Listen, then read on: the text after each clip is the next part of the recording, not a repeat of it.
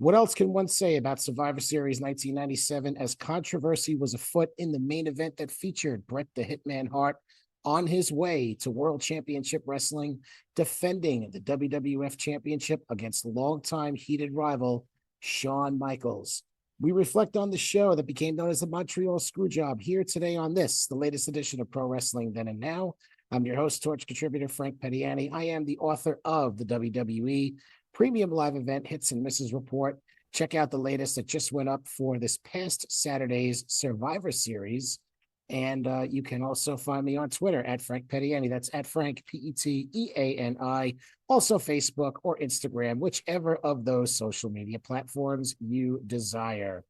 Well, welcome in as we head past the latest Survivor Series. We look back 25 years on the Montreal Screwjob, where Bret Hart had the title taken from him and put on Shawn Michaels in controversial fashion. We'll get into that. Kind of funny how recently we've had a controversial situation of I guess you call him a Bret Hart disciple in CM Punk. What do they say? Those who forget history are doomed to repeat it. I don't know. But anyway, we'll get into that and get into, what led to Montreal, some of the building blocks. What we're not going to do today was who was in on it. Listen, we know all that stuff already. I'm more interested in the story, the background, why it happened, and what its effect was on the WWF at the time. I think it's a series of happy accidents that led to success moving forward. Before I bring on my co-host, I'm just going to recap my previous edition of the show. Justin Girardi, my longtime friend, joined me. We looked back on Survivor Series 2002.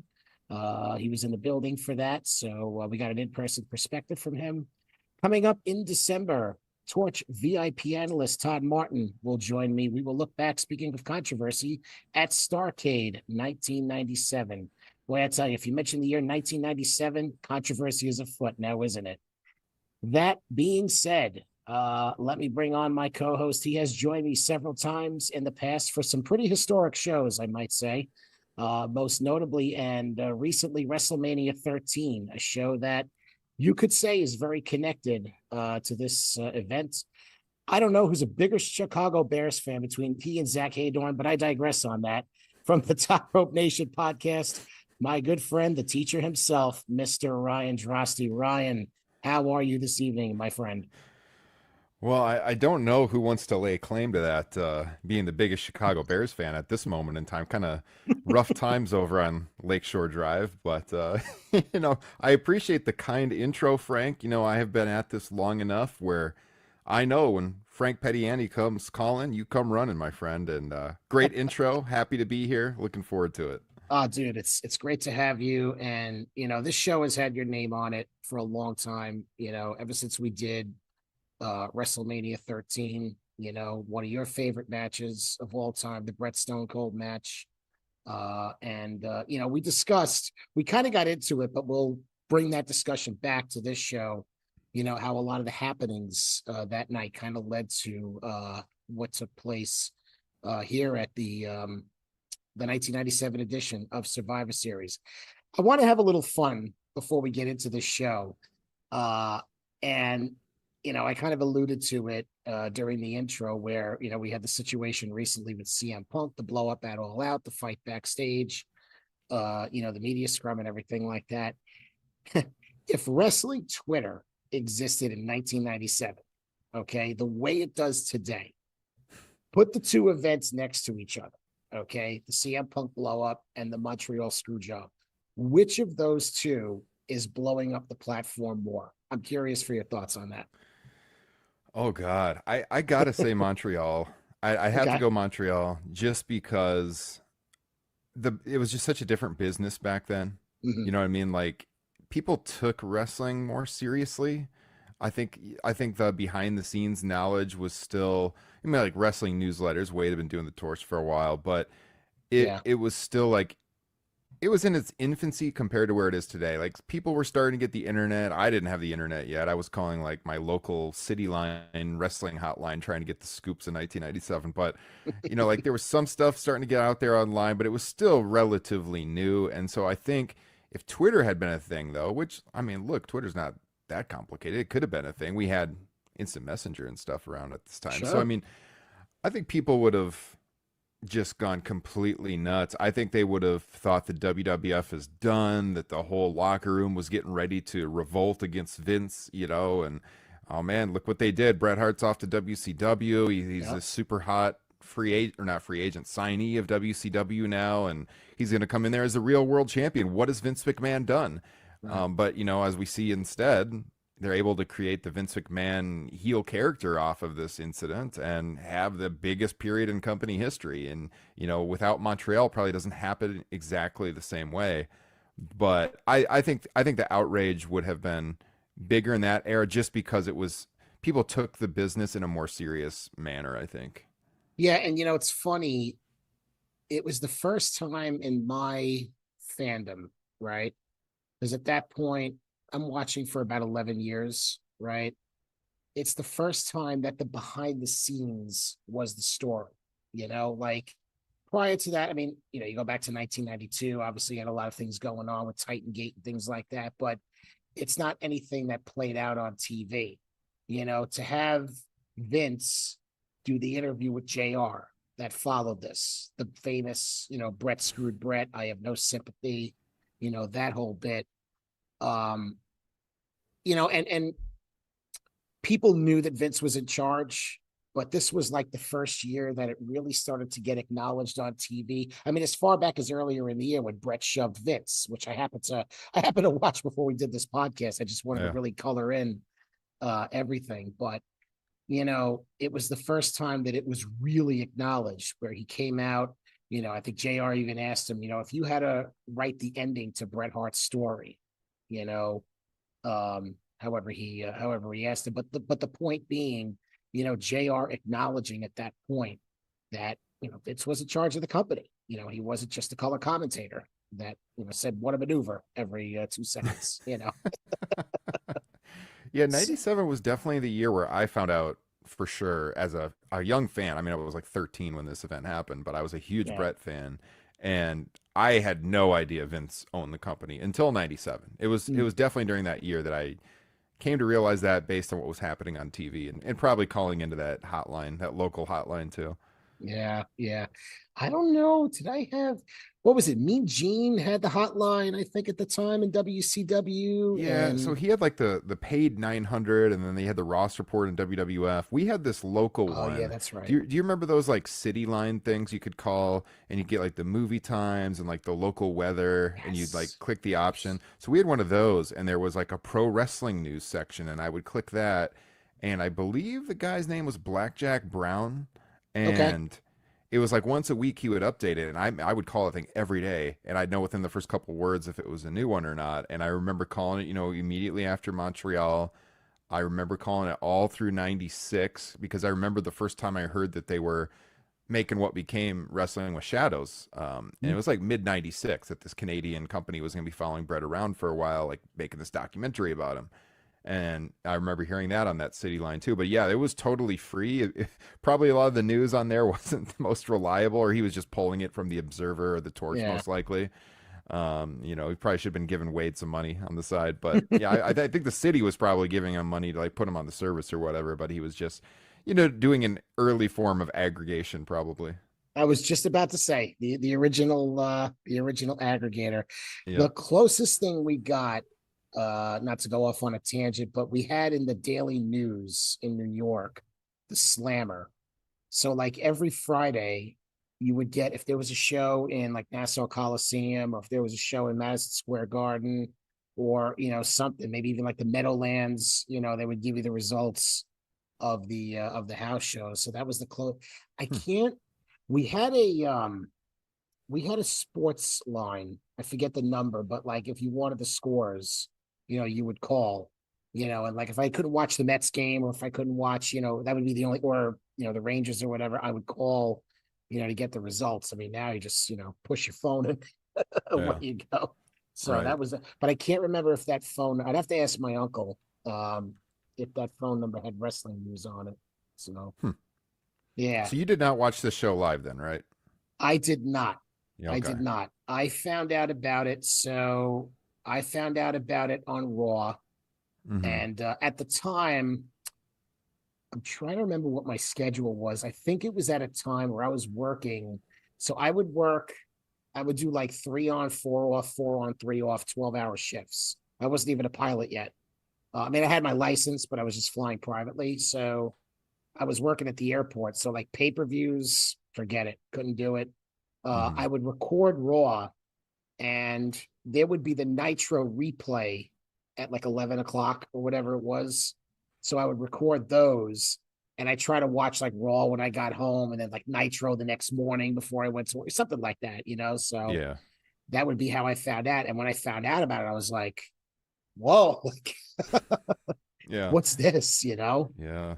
And I had no idea, like the run up, I had no idea. I mean, look, we all knew there were issues between Brett and Sean throughout 97. It didn't take a genius to figure it out, but um, I didn't realize the gravity of it, you know, until even as much as recently, just how bad it was Yeah. between Brett and Sean behind the scenes. I mean, it was, as we're gonna get into later, my God, you talk about nuclear heat. Uh, so at any rate, we got a lot to discuss with that. We'll save it for when we get to the main event of the show. Just talking about the show stats itself. So it's November the 9th, 1997. It's in the Molson Center, home of the Canadians. It's in Montreal. According to Wikipedia, a little over 20,500 in attendance. And the tagline was gang rules, RULZ. Um, so a little bit of a theme to this. And as the first four matches would be, it kind of played into that. As far as the The show first four rate, matches definitely did not rule, Frank. no, They did not no, rule. No. no, they did not. They they could have done this as an in your house, and half of what an in your house was, and it would have been just fine Yes, for for sure. sure. Um, did you watch this pay-per-view live? I did not. I was listening through the old scrambled channel on cable. Ah, I can distinctly remember watching it because on Sunday nights, Married with Children was always on Fox, and my sure. parents were huge fans of that show. Mhm. But it was kind of an adult show. I mean, I was a teenager, but I didn't watch it with my parents. And so, like, they were in the living room watching that, and I was out in the dining room where we had this little TV, and I had it on the pay-per-view channel, trying to see through the scrambled, Yes. signal. But you could hear the announcing perfectly. So I remember like hearing the finish and being like, "What? What?" And Yeah. then they went off the air so quickly, and that was it. So Yeah. it was, yeah, it was very strange. I did not order it, but I mean, as you're probably going to talk about, the show was a pretty big success at the box office on pay per view. It was the highest grossing pay per view of '97. Yeah. I mean, with the anticipation of what was going on, how could you know what I mean? Like, how could it not? Hmm. Um, based on what was going on with Brett and Sean. As far as the Torch ratings, this was not rated in. Usually, the columnists at the time rated the show. They did not. But the readers had numbers all the way from 0 to as high as 9. So there was a real wide range of opinions on the show. Bruce Mitchell, who was a columnist, said the story wasn't the work in the match, but the truth, talking about Brett and Sean. And I mean, obviously, you know, if you're watching that show live, um, you're leaving with questions, Yeah. what happened, who knew about it, who was involved. You just knew that, something. And I mean, look, we would eventually find out that JR was in it, but I thought that JR did a really good job kind of hiding the fact that he knew. I mean, Hmm. what happened? What? Like he's kind of he's kind of talking very like choppingly, but like, come on, you knew what was going on. Is Um, that line about, oh, you talk about controversy? you talk Yeah. about controversy. That's Yeah. exactly it. Um, so he knew there'd be a lot. As far as he had a comment about Steve Austin, said he does not belong in the ring, citing his injury, and I really can't argue that. You know, Yeah. uh, Anyway, said most of the tag team guys, should be bouncing at bars. I thought that was a delightful comment, and just pretty much anybody involved in these tag team matches in the first three, they were on his list. Chris Savisa acknowledged the professionalism of both guys in the main event, and they were, as we'll talk about. They were fairly professional as far as what was going on. Was positive on most of the card, and I want to read you his clip if I may have a second to pull it up.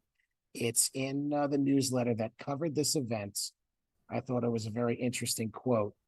The champ, this is Chris Savisa, columnist at the time, the champ, present and future of the WWF, is the same one who has been for some 2 decades now, Vince McMahon. The man pulled it off and had done it his way. He may be a lowlife in many aspects of his business dealings, but he controls his own championship and found a way to keep it that way. No small accomplishment when you are caught between the egos the size of these men. I mean, you're not wrong, I mean, Yeah. if you're a Brett guy, you're probably not going to like that, but I mean, I think you have to have a big ego to get to that point in the yeah, business. Like to be that successful, you have to have a huge ego. Both guys did for sure. Sean probably even more so, or at least how he carried himself in front of the boys. yeah, Which I gotta say, I grew up a huge Brett fan, but Sean was my second favorite wrestler growing up too. I liked both of these guys, and yeah, so I had wanted to see them get back in the ring, since Mania 12. It had been a long, long wait, and it was yeah, crazy it had taken this long to get it to happen. But as we're going to get into later, based on what was happening behind the scenes, that's why. yeah, well, for sure. And listen, they go back as far as Survivor Series 92. I mean, Kyle and I just did Yeah. that a couple of weeks ago. And it's just funny that, like, you watch that match and you almost think like it's a whole different world.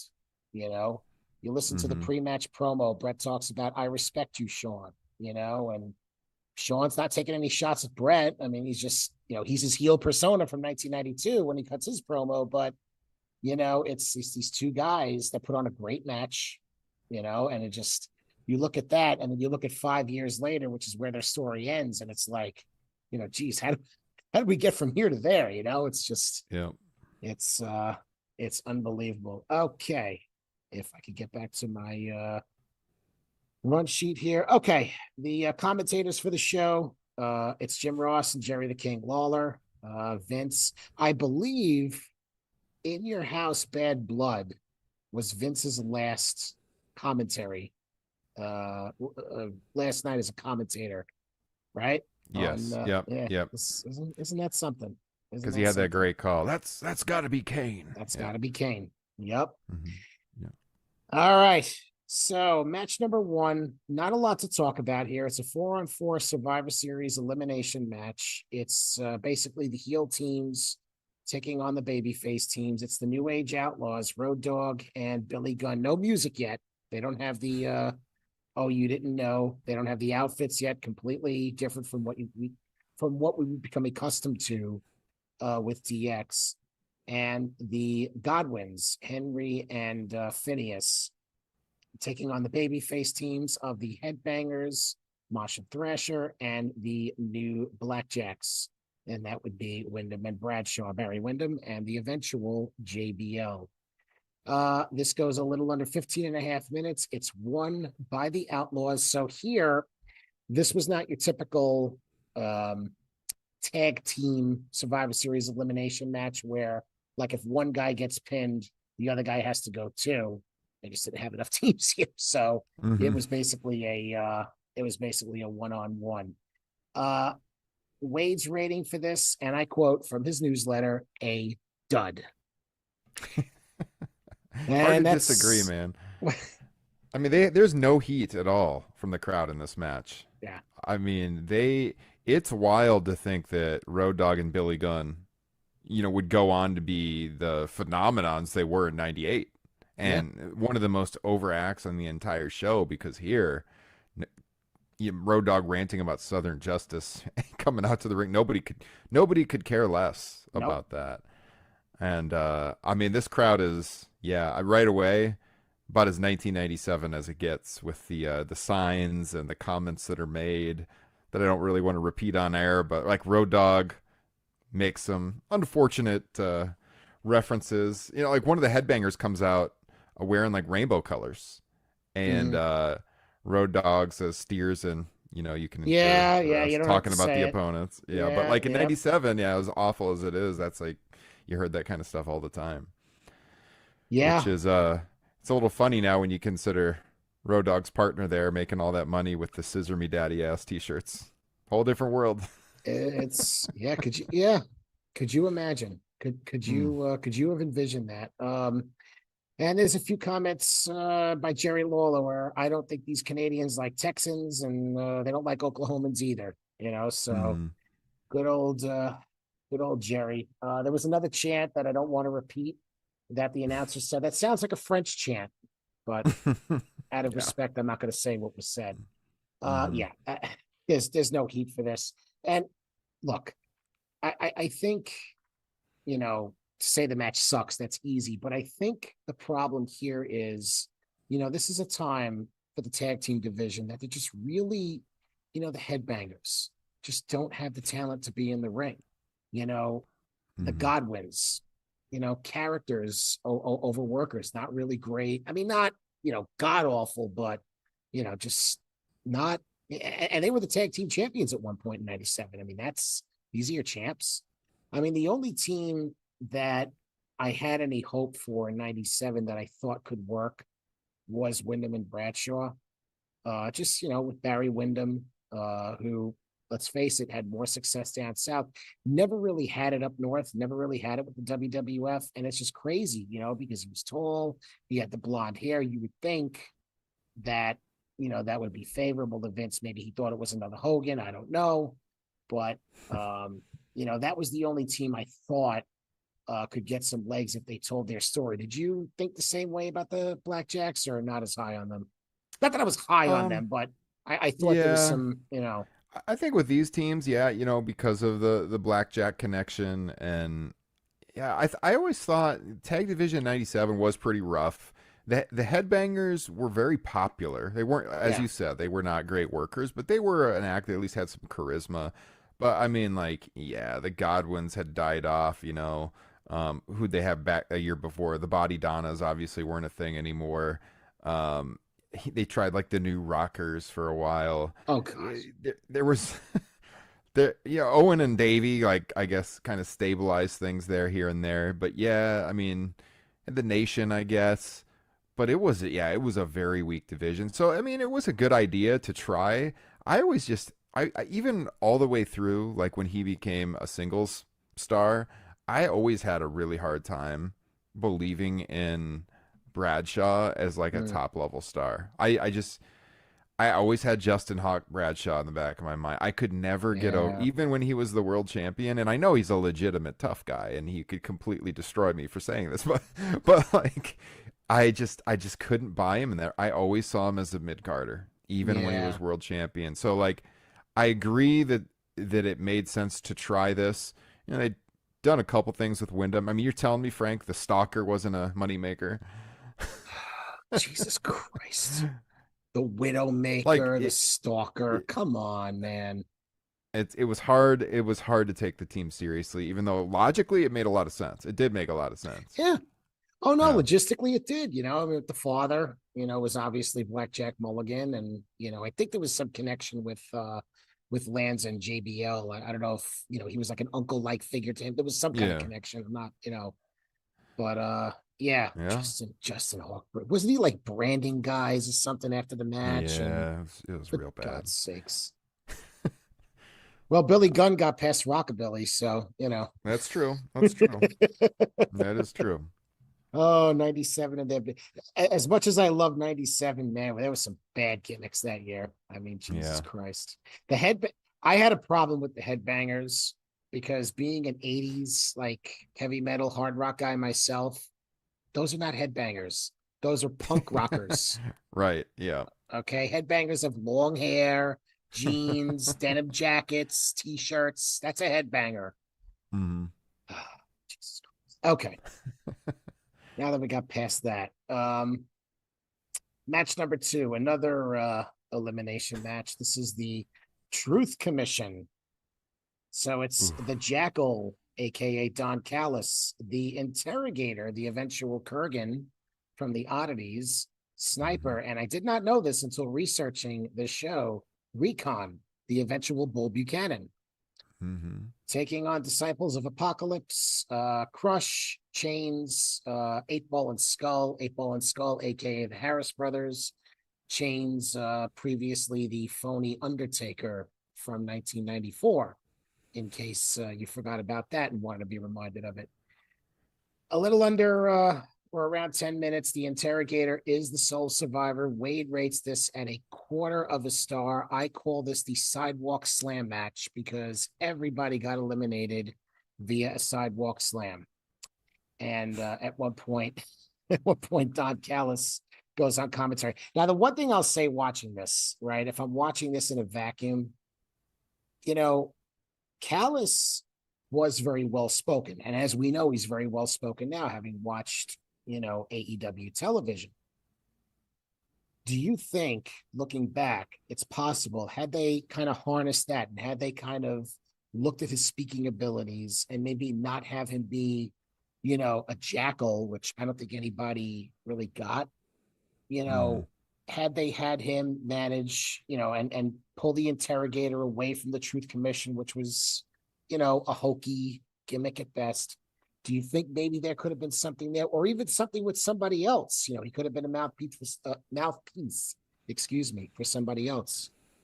Oh, I think he definitely could have been for somebody else. I don't think any of these guys, including the future Kurgan, could have Yeah, gotten over even with his talking. But he was, yeah. I mean, we've seen he's still around on national television. He's a talented guy in the mic, but I don't think there was any chance of. I mean, these guys they come off as so green here. Yeah, yeah, Interrogator is a physical specimen, and you look at this guy and you're like, well, he might be something. But then as they say, then the bell rang, and it wasn't.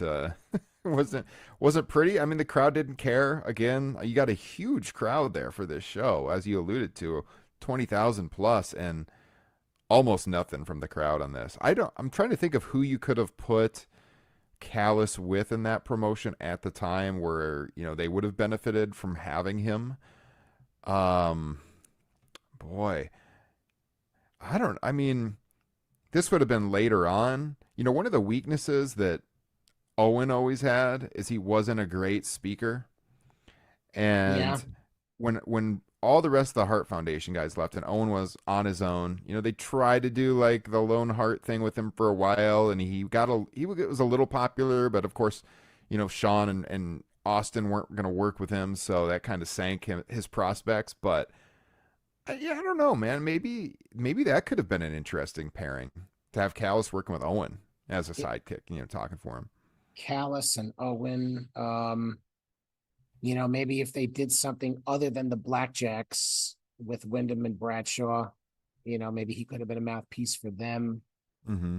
Uh, I mean, they just turned Vader babyface, so you weren't going to turn him back again. Uh, yeah, I don't know. Ahmed Uh, Johnson. I mean, I don't know. He yeah, wasn't Ahmed wasn't long for this promotion though at this point. no, no, not with the heat he drew. I mean, if you can't get along with Ron Simmons, you got some problems. And he just, yeah, I remember doing a little bit of a deep dive on Ahmed and even Mark Henry. Okay, Mark Henry loves everybody. If you can't get along with Mark Henry, I mean, come Yes. on. Right. It's Yeah, he had a few things to say that I won't say on the show about Yeah. Mr. Mr. Ahmed Johnson. But yeah, like if they were keeping him heel at the time, I mean, maybe even manage the nation. I mean, it'd be an oddball pairing based on what the nation was going for, but you know how Vince likes his oddball pairings. So who knows? Yeah. I mean, they'd have Owen in that group too eventually. So There you go. maybe. There you go. Uh, okay. The announcers were in on the interrogator. They were hyping him up. There was a brawl to start. Interrogator eliminates Chains with a sidewalk slam. The Jackal gets eliminated by a sidewalk slam. That's by Eight Ball. And by the way, I had to go to Wikipedia because the announcers didn't even know whether it was 8 Ball or a Skull that got eliminated. So no big deal. Not that anybody cared in 1997, and certainly nobody cares in 2022. So, and then we talked a little bit earlier about Jackal going on commentary. Recon, excuse me, gets pinned by Skull. Later on, Sniper eliminates Skull with a bulldog, thank God. And then 2 sidewalk slam eliminations by Interrogator, 8 Ball and Crush. And in between that, Crush eliminates Sniper with a power slam. So, yeah, not much going on there. They go to a video. Fans are weighing in on the main event. Mixed results as far as who people expect to win. Then they go to Kevin Kelly in the AOL room. Talk about 1997. Can't say 1997 without AOL. Yeah. He's talking to Stone Cold about his neck injury, and he says he's good to go. So we'll get to Stone Cold here in a little bit. That is pretty funny. That segment is, I mean, it's brief, but it's pretty funny seeing Austin like trying to lean over and see what's on that little laptop screen, and that was amusing to me. Yeah. My God. Did you have the dial-up connection with AOL? Did you I did, but not until a few months after this. I think summer of '98. We finally got the internet in my house. I thought we were the last people on earth to get the internet, and we got the old Dell computer through the mail, and yeah, we got AOL was the first internet we had, the old dial-up. And you're hoping, for me, my parents, I'm hoping they don't pick up the phone and kick me off the internet while I'm on. Yeah. Yep. Well, I think if you were on, you couldn't make a phone call. Like the internet, I think the internet won, or it depended It would how you make had like a weird noise, right? Yeah. So, oh God. Ah, yes, high speed internet. It's amazing what that. I remember getting Napster around that time, like when it first dropped, and downloading wrestling theme music, and it taking hours for one song to download. Oh my God, terrible. Yeah, I mean, high-speed internet blew my mind when I saw it for the first time. You could download how many songs, how fast? Oh my God, full wrestling matches, and how long? Yeah. I just remember websites on dial-up, just like, you load it and it like comes down like a little bit at a time, Yeah, it's the pictures like slowly it's dragging like down. Yeah. I don't know what kind of pictures you're looking at, Frank, but I know what you're talking about. Hey now, Statute of limitations. We're past that time. Yeah. I don't know what I was looking at either. Moving on. Maybe I was having sunny days. Wink, wink. Hey, the most downloaded woman on AOL, right? There you go. I can't deny contributing to that. Contributing to that number. Yep. God. Anyway, we go to a 4-on-4 elimination match. So it's Team Canada. It's the British Bulldog, Jim Neidhart, Furnace and LaFon taking on Team USA. It's Vader, Goldust, Mark Mero with Sable, and Steve Blackman. So a couple of machinations with this. Steve Blackman was a fan who had come in on a previous edition of Raw. He was helping Vader, who was being attacked by Team Canada. He got arrested, and Vader had bailed him out of jail to get him on the team. Correct me if I'm wrong. I believe the Patriot was supposed to be on this team, right? Yes, and they even came out to the Patriots theme song, right? Which was kind of odd. I guess that was their USA song at the time, but yep. That is correct. Now, we all know, or some of us might not know, but the Patriots theme song would eventually become Kurt Angle's theme. And how odd is it to hear this without hearing "You Suck"? I know when he first started using that song, I was like, oh no, that's a Patriots song. You can't use that song. Like everyone knows it for being the Patriots song. And then it didn't take long until everybody forgot about the Patriots. So yeah. It wasn't exactly hard to forget about the Patriot, but no. It wasn't terrible. Rest in peace. Yeah. I shouldn't. Yeah, I shouldn't joke. He's unfortunately not with us anymore. The other part of this too, Goldust was in the midst of his heel turn. He had walked out on his wife. He had walked out on Marlena and his daughter. And if I'm not mistaken, I didn't have a chance to research. I think they were actually having problems in real life around this time. Goldust and Terry. Mm-hmm. Okay. Yeah, which was, they had, speaking of rest in peace, they had done that angle with Brian Pillman a couple of months before this, Yeah. and it was, given their marital problems, it was bad booking because they were, those two really had a past as they leaned into on TV, and Mm. so it was not ideal. Yeah. Um, and soon thereafter, he would be the artist formerly known as Goldust, which Mm-hmm. that was a choice. That was a choice He's for got sure. he's got the Um, big FU on his cheeks here on this night, his facial cheeks yeah, yeah. on his And face. he's got the freedom, right? Does he have the freedom thing on his arm, on Yeah, his cast? Yeah. yeah. Interesting.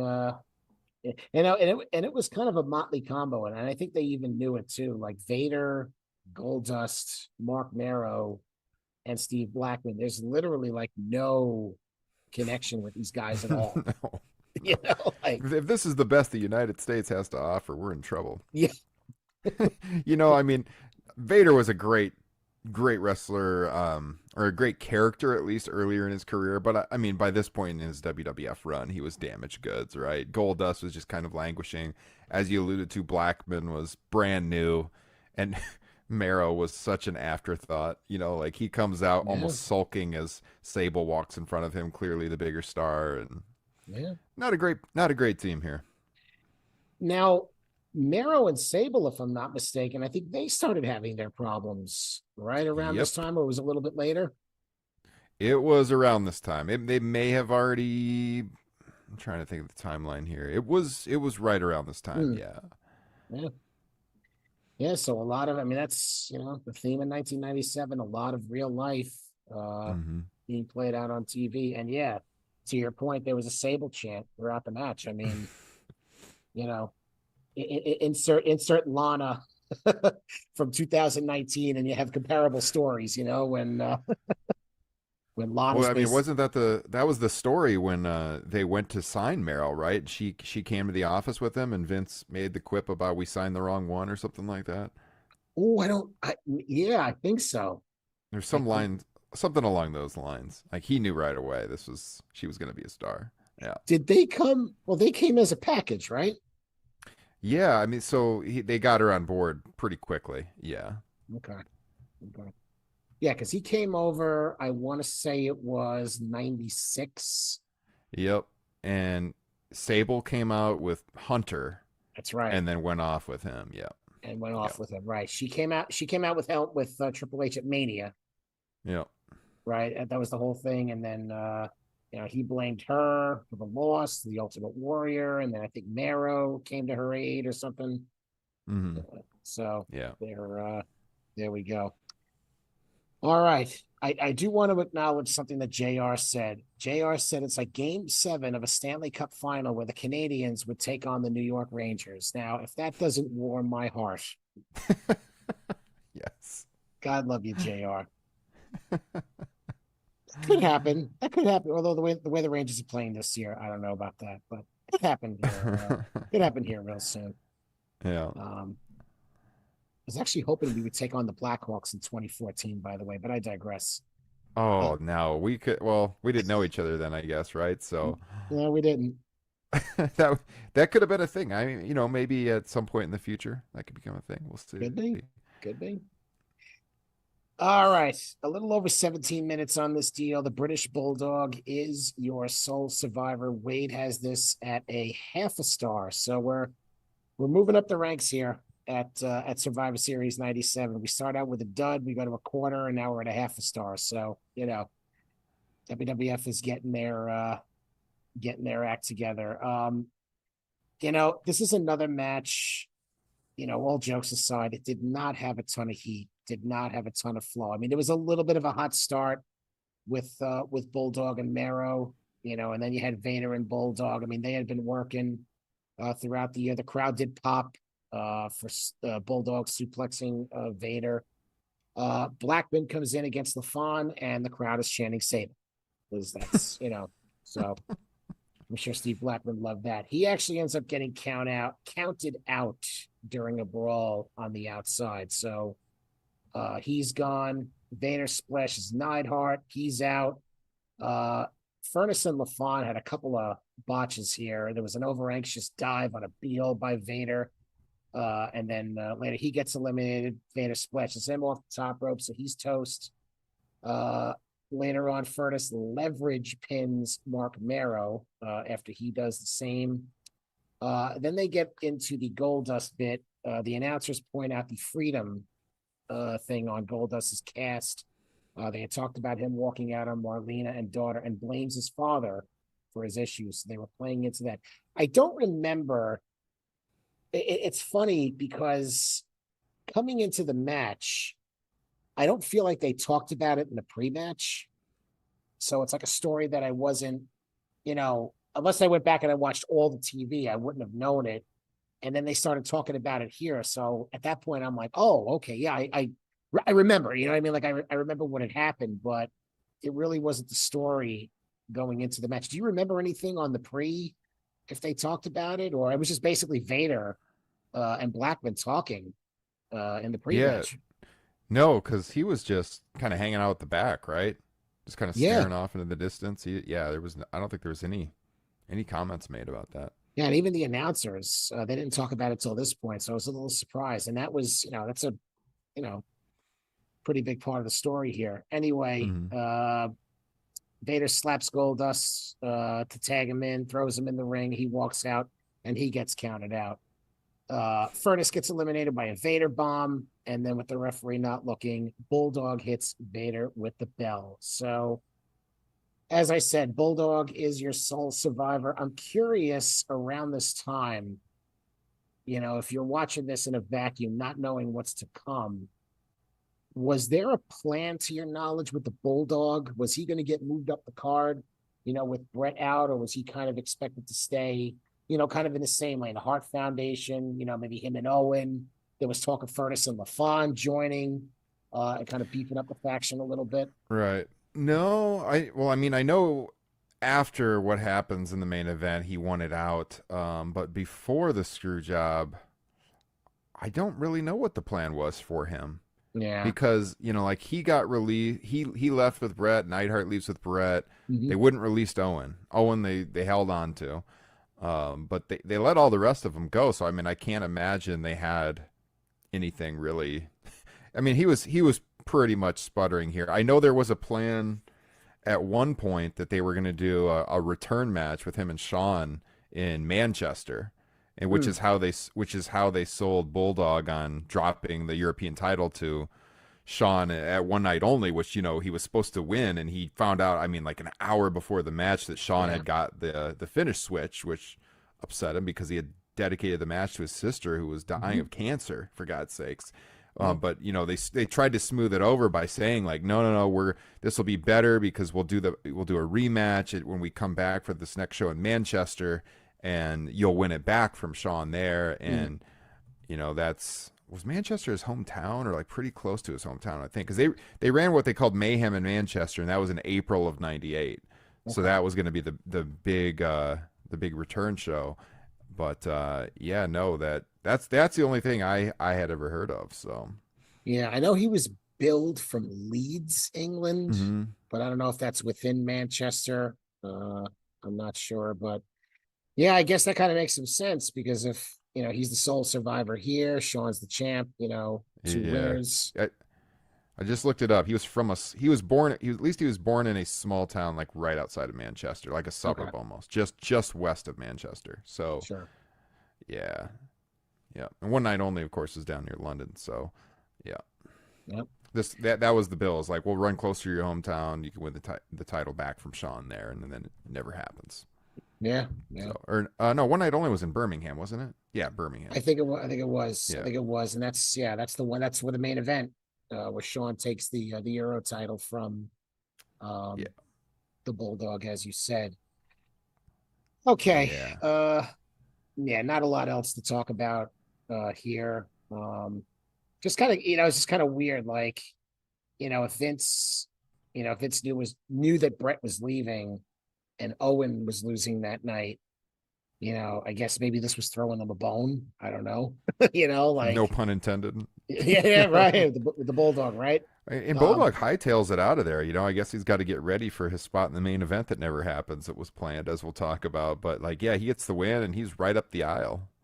And yeah. they all come out to Brett's song, which is, I guess it makes sense since they're Team Canada. It would make sense to come out to the Bulldogs theme song here. And uh, yeah, I mean, Neidhart had a song that nobody really knew. It's not like Furness and LaFon's music is going to set the world on fire. So I guess it makes sense to play Brett's song here. But I mean, Owen was coming out to the song with the sirens. right, yep, he had just got that. He hadn't had it very long. You know what's funny? I didn't know that he had that at In Your House. Like I thought that was exclusively the Blackheart, uh, Mm-hmm. the Blackheart theme. I didn't realize they played that at In Your House until I Yeah. rewatched it recently. I'm like, oh, okay, he got that a lot sooner. Um, I didn't mind that song, but I liked his original, like the 94 to 97 song a lot better, you personally. did, huh?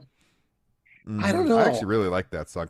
My buddy Kyle over on Top Rope Nation, he hates that song. I think that was a pretty good theme song. He Not gonna doesn't lie. like the '94 theme, huh? He doesn't like the original Owen theme song. I like it. I love the way those drums kick at the beginning. And when he went to that Blackheart with the Sirens theme, I was kind of like, I don't know about this. Yeah, not as good. It made sense the way the theme went. It made more sense when he turned babyface because it kind of had a very, how do I describe it? Um, like he was almost kind of like heroic that he was the only heart survivor left, the sole Mm-hmm. survivor. So it kind of Yep. had a very energetic feel to it, Mm-hmm. so it made more sense. It didn't make sense as a heel. Like the original theme made a little more sense, you know, Yeah. uh, heading into that time. And then they, whatever. I mean, it's neither here nor there at this point. But yeah, um, I like the Siren one for a long time better, but like the '94 to '97 theme grew on me over time. Like it was such a part of his fabric, you know, Mm-hmm. and him coming out like you just knew that was heel Owen, Yep. so such a part of the mid '90s WWF. Yep. Okay, Absolutely. what's that? You gonna say I something? was just saying, absolutely. Yeah, I agree. I mean, when I think Owen Hart, I think that song. Yeah, yeah, for sure. And even now in AEW, when they had the tournament, they played a little remixed version of it. So you can Mm-hmm. see that people acknowledge that as his theme. They go on. They call some the Super Supper Sweepstakes. Get to have dinner with a WWF wrestler. Then we get a Burger King chant, which was pretty. I was gonna say, at least they got the lady on the phone because if you remember SummerSlam '97 and the Yep, $1 million chance, they kept having to like call people and they they were called a getting bunch of like hung people. up on and stuff. And this time they got someone on cue ready to go, so like they get this lady on the phone and she's very excited. She can barely talk and she wants to go out to eat with Stone Cold. I'm curious if that ever actually happened. Did they get him to do it? Did he I follow don't. through? I I wonder don't what know. became of that lady. Yeah. I have no idea. But it was so funny on SummerSlam when they kept they pumped that $1 million chance thing for weeks, and then they're making the calls live on air, and nobody's like they can't hear them. They're getting weird dial tones, and that was hilarious. How 1997. Like Like hello, hello, click. nowadays, if you can't, well, let's see. Nowadays, it'll just go straight to somebody's voicemail. You have And reached the nobody voice. answers their cell phone. Yeah, it'd just be like answer your. It'd just be a text alert now. Right. Yeah. That's why. I digress. You Mm. know that meme with the dog when like the dog goes like this. You ever see that one where someone put up on Facebook when I text somebody and the person calls me back, it's like the dog going, like Yeah, what are you doing yeah. calling Why are me? you I calling me? I texted you. Oh man, good times. All right. Mankind gives a promo. This is after Paul Bearer goes with Kane after basically managing Mankind for a year, and Bearer had called him a pebble.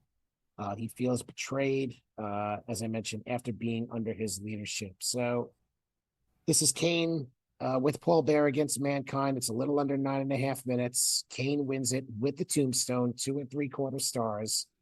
And this is basically, I mean, Glenn Jacobs had been in the company before. He was Isaac Yankem and then the fake Diesel. So he had made his debut at In Your House, Bad Blood.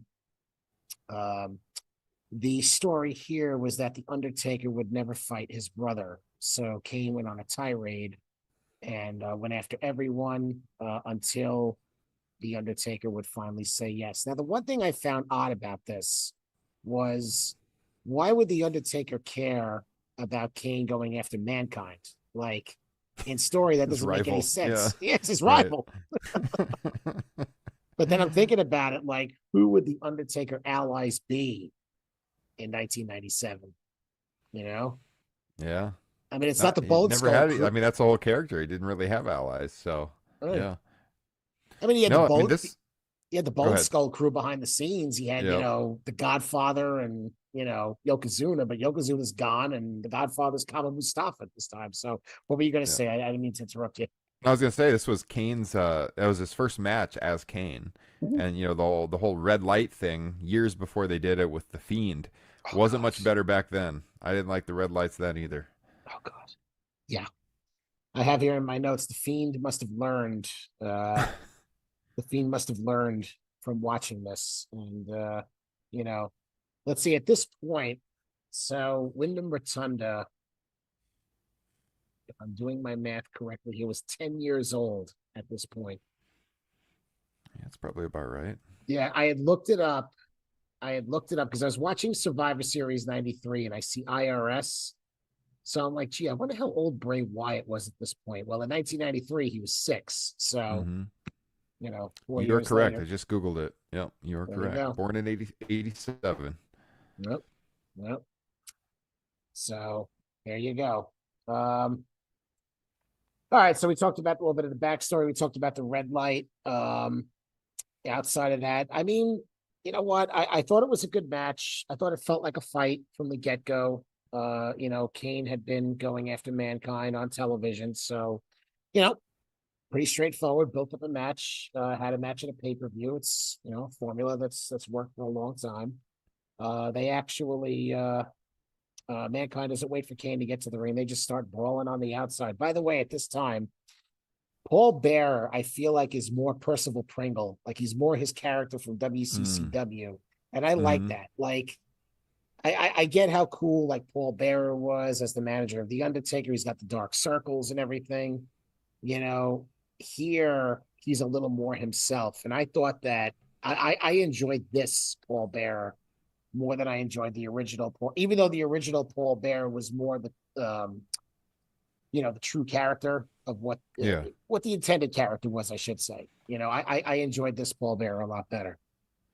Yeah, I would agree. I mean, you got to evolve the character. You can't be doing the same thing. And so with the split from Taker, what about a year and a half earlier now, Mm-hmm. SummerSlam Yep. '96. Yeah, I mean, I was intrigued. This whole story, I did like. I liked the introduction of Kane. Um, he had great theme music that he would have.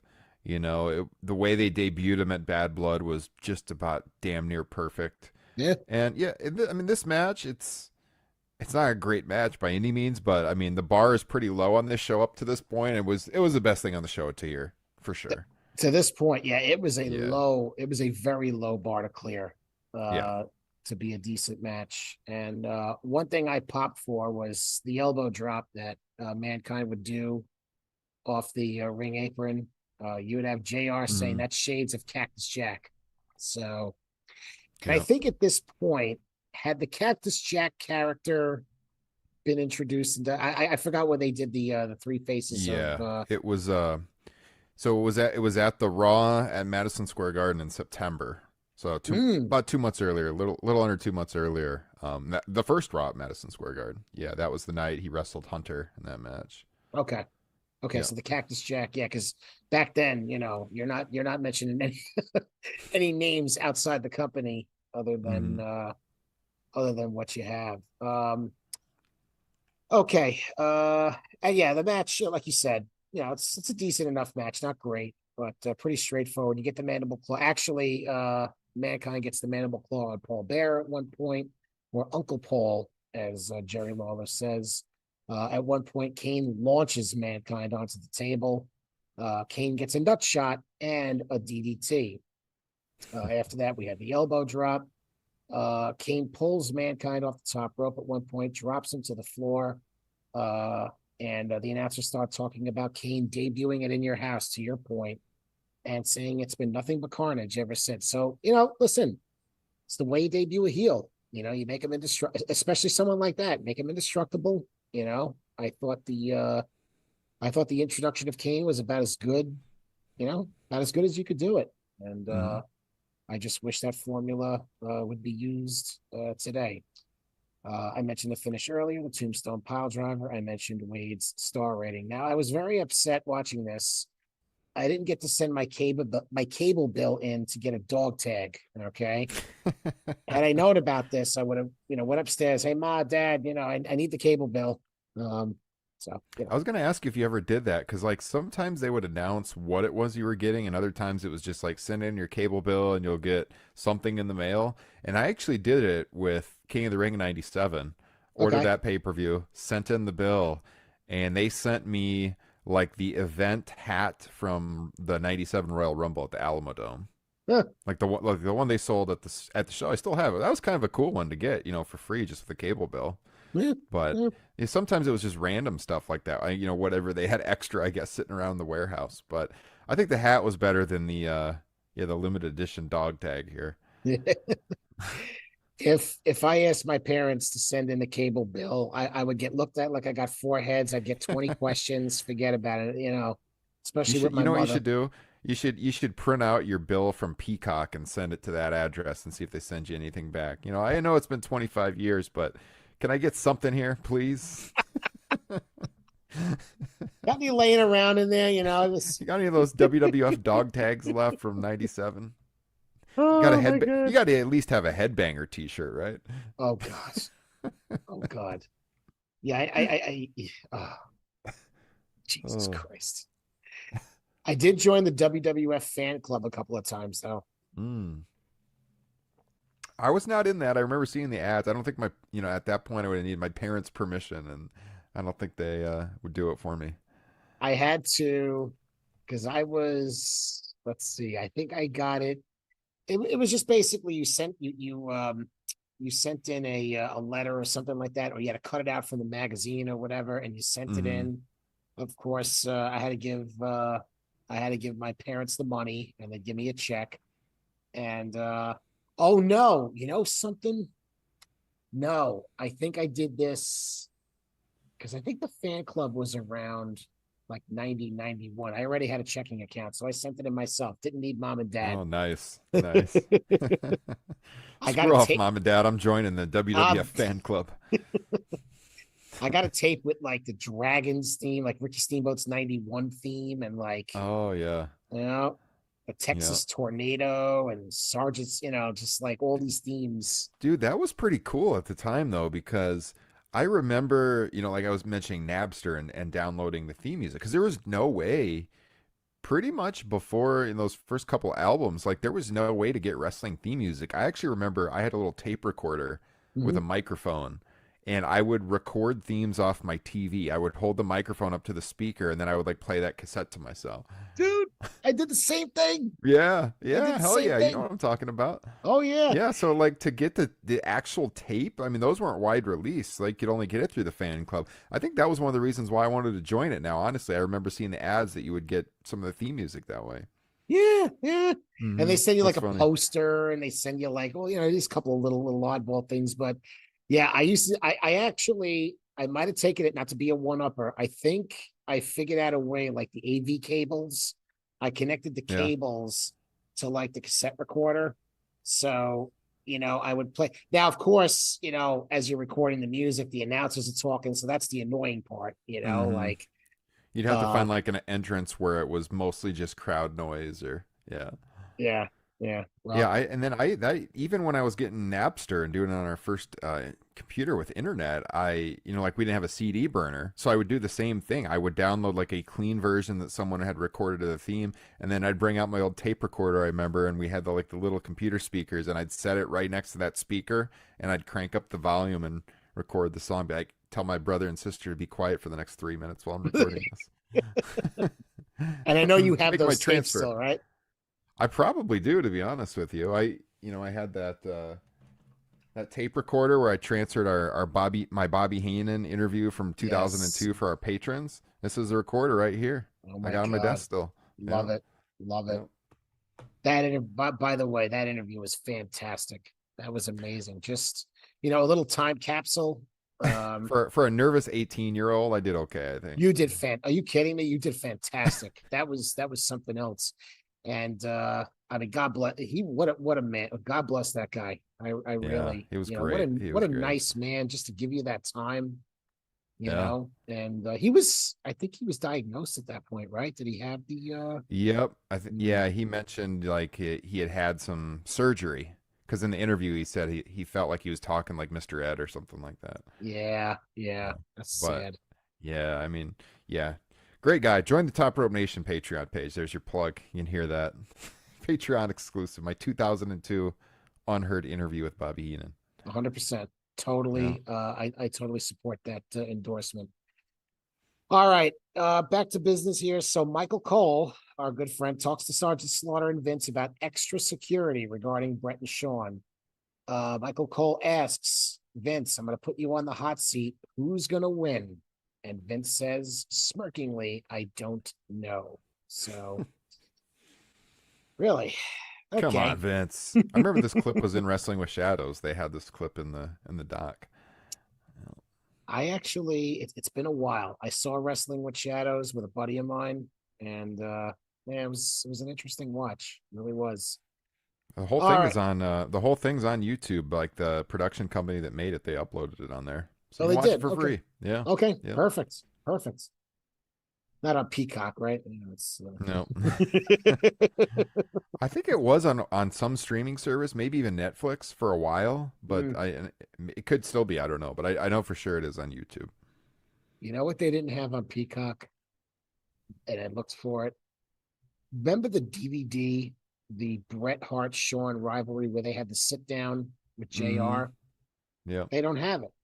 for real. Wow. I mean, Yeah, I got I the mean, Blu-ray of that. Yeah. unless I just didn't look for it, because on the network they had all them things. I mean, I think that's how I Yeah. watched it myself for the first time, because I wanted to. My wife was getting into wrestling back in 2009. So when Brett came back, I'm like, "Oh, you got to watch this so you can what's going on." So we sat down and we watched, and son of a bitch, I wanted to watch it. I didn't get a chance to look elsewhere, but Mm-hmm. yeah, it's not on unless I just had to type it in differently. Maybe I made a mistake, but I figured Bret Hart, Shawn Michaels, nothing. It's mostly just, yeah, if you remember, it's mostly just Brett talking and Sean's like, I don't really remember. If that's what you say, I'm sure it's true. Because Yeah, Sean was so hopped up on pills all the time that he had like no memory of most of that stuff. So it's mostly just Brett running through the whole story. But it is an interesting watch. I have the Blu-ray around here somewhere. yeah, yeah. Didn't remember or didn't want to remember. Yeah. All right, so let's get past these next two matches here. We got the elimination match. It's Ken Shamrock, Ahmed Johnson. Speaking of Ahmed, and Legion of Doom, who are the tag team champions at the time, taking on the Nation of Domination. D'Lo Brown, Kama Mustafa, Farouk, and a guy we might be familiar with, Rocky Maivia, the eventual Rock. So basically, the backstory here, Ryan, there wasn't a time in 1997 where these two sides were feuding in some way, shape, or form. It's even at WrestleMania, it was Ahmed Johnson and the Legion of Doom against I think it was the Nation, right? Mm-hmm. Just wasn't Rocky yet. So Yeah, the old Chicago street fight, right? the Chicago Street Fight. Mm-hmm. Little under 19 and a half minutes. Ken Shamrock is your sole survivor. He taps Rocky with the ankle lock. So really, go ahead. No, you go ahead. I was going to ask in the end what your opinion was of Ahmed as a fan during this time. I liked Ahmed Johnson. I Mm-hmm. did. I didn't know any better what was going on behind the scenes, but here he is, this big dude built like a brick shit house, and I don't care that he didn't have the mic skills. sometimes I actually kind of like that. I kind of like when someone's a little rough because it sounds authentic, Hmm. and he's just a dude that's going to go out there and just going to, beat the shit out of people, and that's fine. Not everybody has to be well spoken. And to our point before, I think you even brought this up. Had they kept him heel, and you put a mouthpiece with him like a Don Callis, maybe that might have worked. But I liked Ahmed. Had I been a little more of an insider back then and known what was going on behind the scenes, I probably wouldn't have, but Yeah. I think I've heard you on your show talk about being an Ahmed fan. Oh yeah. I in '96 I loved Ahmed Johnson, and I mean like Kyle, my co-host, Justin, my other co-host, they both loved him too. The guy just had a great finish, great music, an awesome look. Wasn't the greatest wrestler, but you wanted to see this guy just come out and beat somebody's ass. Yeah. I mean he had the look for pro wrestling. Unfortunately, he couldn't get along with anybody, but yeah. Had he had he been able to acclimate himself, had he been able to work with the guys, I think that could have been, main event. I mean, got everything that Vince likes, Mhm. you know. I mean, unfortunately, I hate to say it, the only thing in 1997 which might have worked against him was, a certain tone on his body. All right. Mhm. Mhm. Unfortunately, reality is reality. So, that might have worked against him. But, had he just, had he worked better with others, who knows? He might have. I mean, he was supposed to get a match against the Undertaker, wasn't he? Yeah. He did get one pay-per-view main event, Inner House International Incident, that Hmm. big six-man tag where he teamed with Sid and Michaels, but yeah. No, I felt like in '96 he had a higher ceiling, then he got injured, and then of course the backstage stuff caught up with him, but It for a did. little while there I was definitely on the Ahmed Johnson train. Yeah. No, I liked him. I liked his theme. I thought his theme was Yes. really popping. And Yep. yeah, like you said, unfortunately, just couldn't work with others. We could talk a lot about this match, but the story here ends up being Ken Shamrock and Rocky Maivia, and two guys that would be really integral to the mid card over the next Mhm. year. If you could believe that with knowing what the Rock is now. Um, and these would be the guys that would battle over King of the Ring in 1998. They would be in the finals. Um, so you could tell that watching this match, you could tell moving forward that they were in on these guys, and I think they ended up being the story of the match. Yeah, I mean they're trying to, as the sole survivor, get over Shamrock, but Rocky becomes the big star. Obviously, he does the people's elbow in this match. Doesn't get much of a response with it when he does it. Didn't he do it like with his back to the hard cam?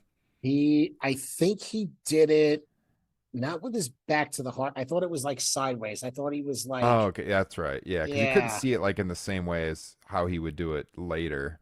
Mhm. So he is still learning to work the hard cam, but yeah, I mean it's about those two as the future, and they saw. I mean, Shamrock definitely had a successful career, but we'll talk about this with Brett. Like Brett volunteered to drop the world title to him and all that controversy with Sean and the belt and everything, and there was still some thought he could be a main eventer at this point. He's early in his career, and they probably I don't know, man. I think if you polled backstage at this point, they're probably more optimistic about him than Rock being a main eventer Yeah. Yeah. in November of '97. So Yeah. I mean, to give him, it's kind of like going into a time capsule, right? To look back and to see this.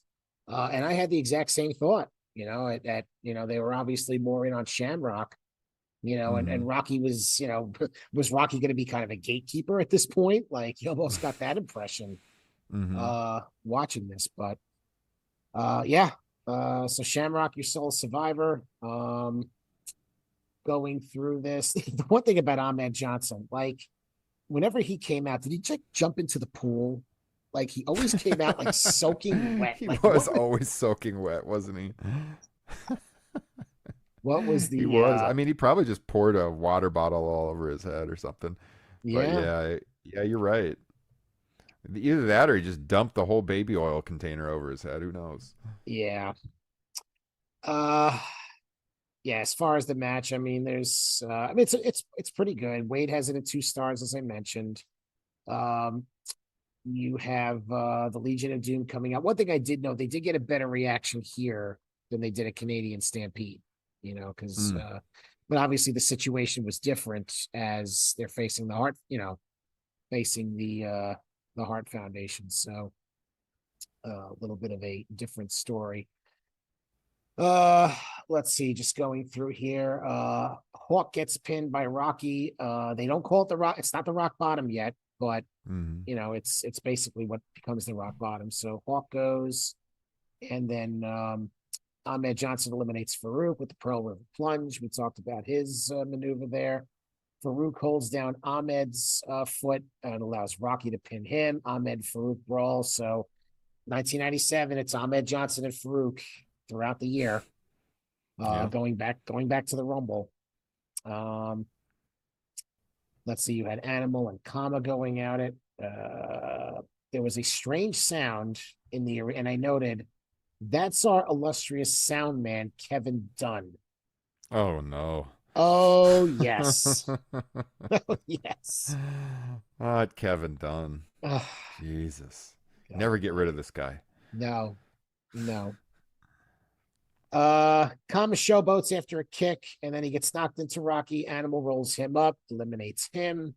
D'Lo Brown misses a moonsault by a country mile. Road Dogg and Billy come out mocking Animal. They're dressed as the Legion of Doom. They had stolen the shoulder pads, so they were in the midst of feud with the Legion of Doom. They would eventually take the titles off of them. Uh, and then basically we get down to Shamrock and D'Lo Brown and Rocky, and Shamrock taps, D'Lo with the ankle lock, and then eventually Rocky Maivia with the ankle lock. We talked about the people's elbow. I had that in there. Yeah, like I said, decent enough match, but the story is really Shamrock and Rock, and it's just amazing to your point, to kind of see where we were in time that, Rock becomes the bigger star eventually, and not Ken Shamrock, although Ken Shamrock did have a decent career.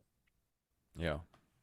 Really interested in your thoughts on the next match. It's not much of a match, it's more the story. So it's the IC title, Owen Hart uh defending against Stone Cold Steve Austin. So the backstory here, Stone Cold is injured in their match at SummerSlam 97. Uh, Austin ends up winning the title. They go through with the decision, but then he has to relinquish it. He's already stunned Vince McMahon at Madison Square Garden, so we had that spot. Owen had won a tournament to win back the title. Austin did everything possible to make sure that Owen retained because he wanted to him for the title. And I did that show. You did that show on Top Rope Nation Patreon in your house, Bad Blood, where Owen faced Farouk in the finals. A little over 4 minutes. Austin wins it after hitting the starter. There was a little bit of miscommunication before the move. Mm-hmm. Um, I don't know what I don't know if Austin or Owen was in a position for the starter. There was some kind of miscommunication, but nevertheless, Wade does not rate this. I thought this was what it needed to be. I mean, if you have to put the title back on Stone Cold at this point, can't really do much more than this, right? Right.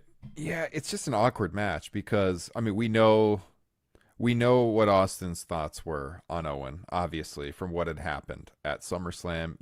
Love Owen Hart. He's one of my top 10 favorite wrestlers of all time. I can't blame Austin, if that had happened to me, especially considering what a great wrestler Owen was, I would be thinking, like, how could that have possibly happened? Yeah. And I would have felt the same way he did, especially since apparently Owen, never really called him to apologize about the whole thing. And Austin never really wanted to work with him again after this. So they had to do this rematch, get the belt back on him, but they got to work so gingerly because Austin's clearly not really back to his old self yet. So, yeah, I mean, it's like a little chasing around, the awkward stunner, as you mentioned. they're playing smoke and mirrors a little bit with like Owen choking him with the cable and Hmm. the referee threatening to DQ him and okay, go ahead and do so because I'll keep my title kind of thing.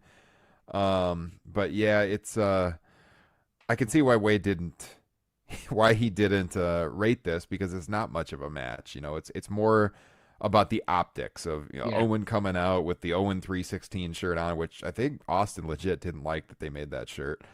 Um, and then seeing the guys in the ring again, moving the belt back to Austin after this brief run for Owen in the interim, and doing what they had to do. Better than SummerSlam, I guess. Like they tease SummerSlam wasn't bad up until the finish, but I mean that finish is so atrocious because of Steve's condition. It's hard to really rate that one either. But they have like the teases in this match where they go to that tilt-a-whirl reversal and almost looks like Owen's gonna hit Yep. him again with the pile driver, and then he escapes, and Owen sets him up for a more standard pile driver at one point too. So like, yeah, they work that stuff in throughout, which is all right. I mean, I agree with you. It's what it needed to be. It's not like Austin could have gone out there and had a 20-minute classic at this point. So if they wanted to get him in there to move the belt back to him, this is what they needed to do. So, I mean, they had to be caught between a rock and a hard place because late 1997, most popular guy in your roster was Stone Cold, you know, hmm especially after that Vince spot. So he just, I'm sorry, he should not. That match should have been called at SummerSlam. Okay. yeah. I mean, God forbid even the stunner goes wrong. I mean, I don't care how popular the guy is. I don't care about your business. I mean, guy could have been paralyzed for life.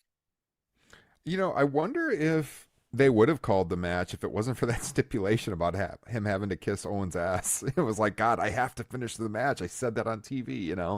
Yeah. But yeah, I mean, you're right. They probably should have just called the whole thing off because given his condition and you make him champion, what are you going to do now? So yeah, I mean, the whole thing was super unfortunate because you're talking about you know one of the greatest characters of all time and one of the great workers of all time, and they should have been able to do a whole lot more than they did. I mean, and even into '98, with Owen, I guess he was a baby face for a while. But when he eventually turned, they had history. They could have worked together. Owen could always be heated up for, a title program he did with Brett years earlier. He's the only heart remaining in the promotion. They could have drawn on that history, but I don't really blame him. Austin didn't want to work with Owen after this, so no, no. yeah. It's unfortunate, but it's the irony is Stone Cold goes on and becomes arguably the most popular guy in the history of the company, at hmm least Yeah. per capita if we're looking at that time period. Um, but yep, we went through all the machinations here. There was interference, the choking, so we covered all that. All right, the creme de la creme, Ryan. This is what we're here for. We're here to discuss Montreal. There was a match, There was. That was a pretty damn good match too up until that finish. well, jump in, talk, well, little under 20 minutes. The hmm official rating is 3 3/4 stars, but talk about the match. Talk about what you thought about it. I love everything about that match up until the finish. I think was this the first time that they had filmed the guys walking up backstage with that like bass line? I can't remember I'm not if I. sure, but I thought when they showed Sean coming out and like I think he was Mhm. the one that said, "I'm not sure which way to go" or Yep. whatever. hmm Go figure that. 97 Shawn Michaels, right? Uh, yeah. He's like, I don't even know where it is. Where's the entrance? I don't know where I'm going. kind of like him with the Yeah. computer, a couple of years ago. Yeah, I always thought though that like yeah the okay, let me just say the hype video for this match is one of the best they have ever made. Oh yeah. Going back to what had happened at Mania 12, going through their whole the promos, going through SummerSlam. This is I will put it up there with the My Way one they did for Mania 17. Like Mm. it is in that upper stratosphere of hype videos. It's so good. And then yeah, then they go to the bass track playing as they walk to the ring, and it's kind of funny when Sean walks out because then in the background you see Davey go over to the same door that Sean had come out of because they were sharing a locker room. Brett and Sean were on good terms that day. Mm. and they shared the same locker room. But then when they film Brett coming out, he comes from like down the hall out of a different door, but it's the same big locker room. And Mm. you got Brett's son Blade following him with the Canadian flag. He can barely I hold was trying to it up because figure he's out so who the little. kid was. Yep, that's his youngest son.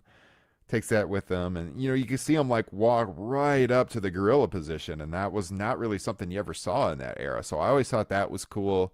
I mean, '97 Shawn Michaels as a heel is really tough to top. I mean, he's at his obnoxious best here with his entrance. I love when he's coming down the aisle, like doing the snarky chomping on his gum and looking out at the fans with his fist in the air, and he just gets pelted with a beer and he just shakes it off.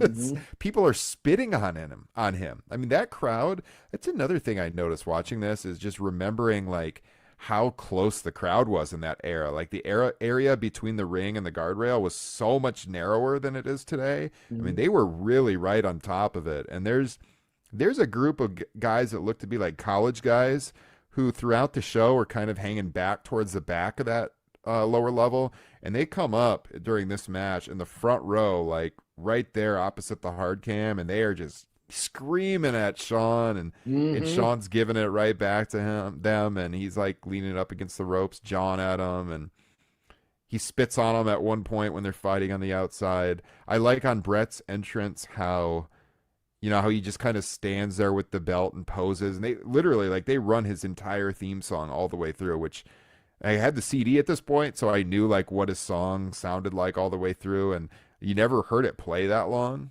So Hmm. it's kind of cool, like the imagery of how they shot that.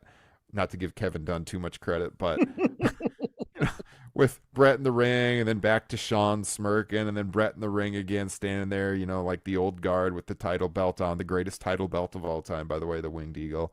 Oh, Um, 100%.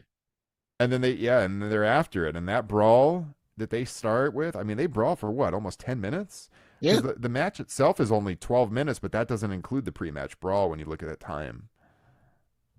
Yeah. I mean, Wikipedia has it just under 20, but I mean, the bell Yeah. doesn't ring till about 7 or 8 minutes. I did note the guys in front, like us, I don't know if it was a couple of minutes in or whatever, but yeah, there was a contingent of fans that just wanted to go at him. I agree with you. I thought the baseline playing was a nice touch. I don't recall the only match I want to say. Did they do that for Shawn Diesel at Good Friends, Better Enemies? That's the only match I could Hmm. possibly think of. Probably It's not, possible. but I know they played that bass track when the cage was lowering at Bad Blood for sure. mm, But they didn't do like the backstage walk up there.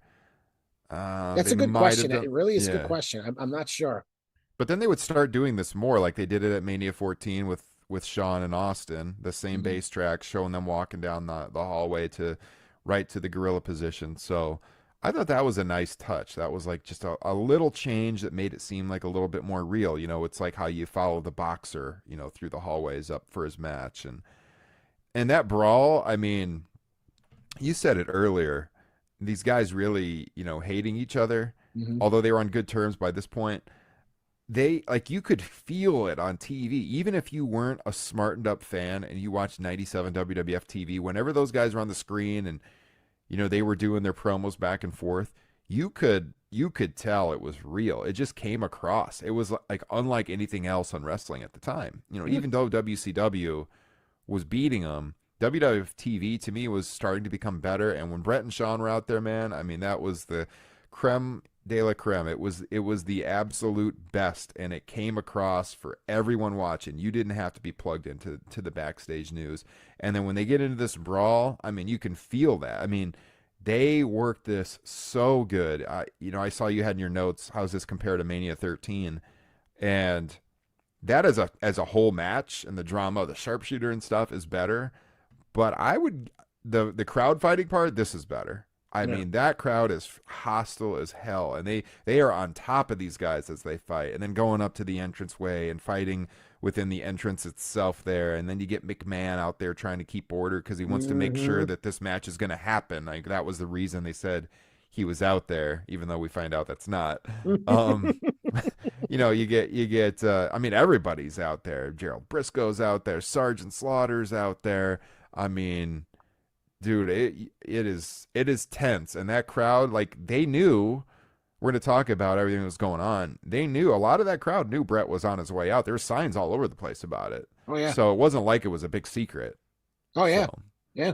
yeah, I think there was a why leave now, Brett, or something like that. I mean, there was a few, yeah. and there was some Brett sold out chants as well. I mean, it was a little Mm. bit of a mix, but mostly for Brett. I thought the heat for this match, and let's not forget Sean like flossing his ass with the Canadian flag. I mean, my God.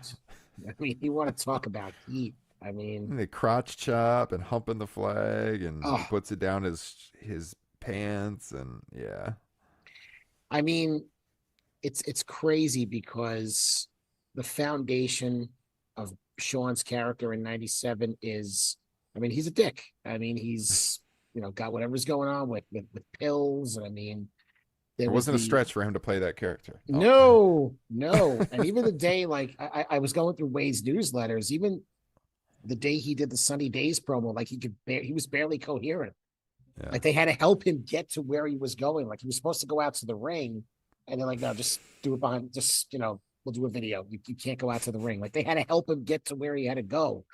He was Hmm. so incoherent. It's just crazy. But I mean, as I'm watching throughout '97, I'm like, this is just fucking awesome. Like just seeing the fights that they would have. I mean, I think at one point I remember this sticks out to me was Brett in a wheelchair and like Yep. Sean like super kicked him out of it, right?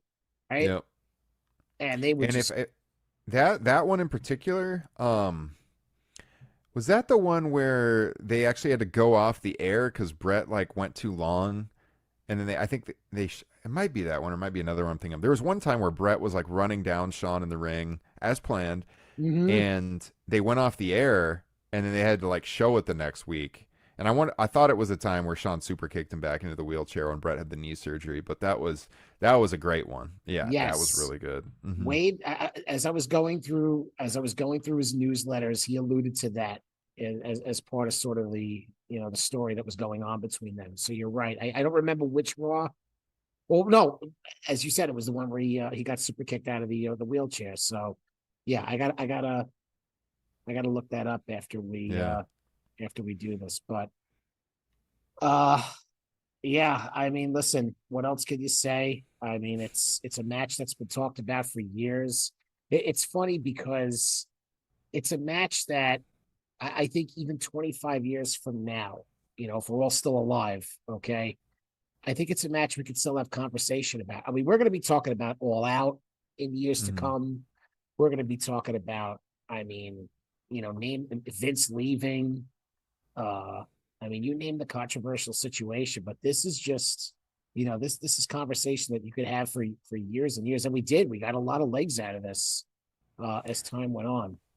I mean, it's arguably the most famous match of the last 30 years. Definitely Yeah. the most famous finish of the last at least 30 years. Mhm. I mean, it's in the conversation. And as they say, imitation is the best form of flattery because what would they do at Survivor Series '98? Yeah, down in St. Louis, I believe, the exact same thing with Vince ringing the bell for The Rock winning It's his ringing the bell first for The Rock. world And title. if I am not mistaken, Starcade '99 with Brett and Goldberg, Yep. Piper comes out and calls for the bell. Hmm. And hey, Brett's Starcade debut, like they wanted it. It wasn't the same thing, but it was supposed to be the fast count. And Brett's like, it's not going to happen again. No referee's going to screw somebody. And of course, the count wasn't fast, but that's a whole different topic, which you'll be talking about. But Yes, yes. I will be discussing that. Is that going to win December, by the way, for you guys? I got a feeling that's going to I win. don't know. We haven't taken our poll for our classics yet, or I haven't opened up nominations yet for what we're going to be reviewing on Top Rope Nation. But I'm sure it'll get nominated. We'll Yeah, I don't see. know what else in December. Um, I know TLC 2019 is going to get serious consideration, but no. I don't think so, pal. No. No way, pal. We Just don't talk outright about it. refuse to do that one. I was gonna say TLC 2012, but I think you guys did that already. Yeah, The Shields. yeah, we did like a special episode on that. Yeah. Mm, But I mean, I'm sure we reviewed 2019 on the show when it happened, so we could just reissue that. yeah. But All yeah. right. Uh at any rate, just to and I mean, listen, we could talk about the match, we could talk about the brawl, but obviously the story is the finish. There's a ref bump, but then the referee's supposed to stay down, but he gets up quickly.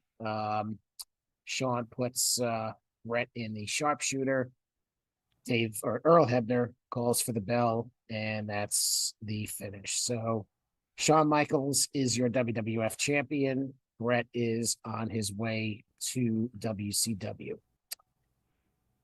I want to talk about the timeline that led to this. Okay. Like I said, I'm not interested in who was in on it, who knew about it. We know all that by now, but I want to talk about the backstory. So just going back to 1992, right?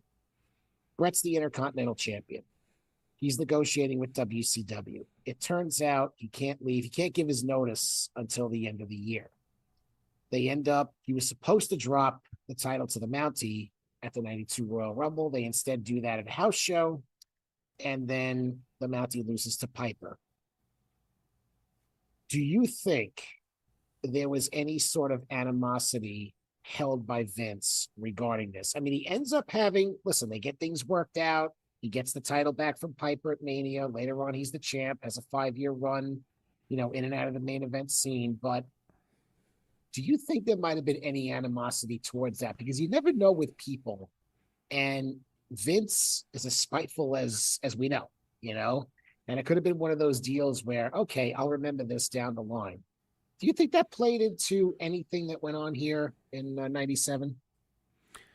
I don't think so. And I think that story, there's different versions of it, and I'm not quite sure what's the real story there because I researched this a little bit about a year ago when we reviewed the 92 Rumble on our show. Mm-hmm. And I'm sure that there was feelers going out that like Brett was maybe interested in going to WCW at one point. All the boys are always in contact with the other side during that era. Brett tells a story in his book about there was a time he was at a bar with the WCW guys, like both crews, WWF, WCW, were in the same town or same area, and they're at the same bar, and he was talking to Harley Race, and Race was wanting Brett to move to WCW because he thought he was the best worker in the world and could do great stuff for him. But the story about him jumping, it doesn't like really match what was happening at the time because I know the plan was for Brett to drop the title to the Mountie, to move it over to Piper so that they could do Brett and Piper at Mania. Mm-hmm. And I mean, the fact that Piper took the pinfall in that match was huge because he never lost, going back years. And so the fact that he wanted to do the honors for Brett, I mean, I don't think Vince would have had any animosity because, I mean, just look at the positions he put him in right after that throughout 92. So if Brett was interested in going to WCW, like it's possible, but his contract, like he couldn't get out of his contract at the time. Apparently, according to the reports I read, he thought maybe it was running up, but then like time had been added on, so he couldn't get out of the contract anyways. He does not address this in his book at all, I should say. Like there's nothing about this in his book, and he's very honest in his book, and it's not like he was on great terms with WWE when he wrote the book, so I don't know why he would lie about it. But I mean, the plans had been in place. It wasn't like the switch to the Mountie had been planned, as you said. It wasn't like a last minute thing because they thought Brett was going to leave and they had to get the belt off him. That was always the plan. Mm-hmm. And there was a story I read, like someone had speculated they wanted Brett to show up at the Clash of the Champions with the IC title. That's what Wade reported too.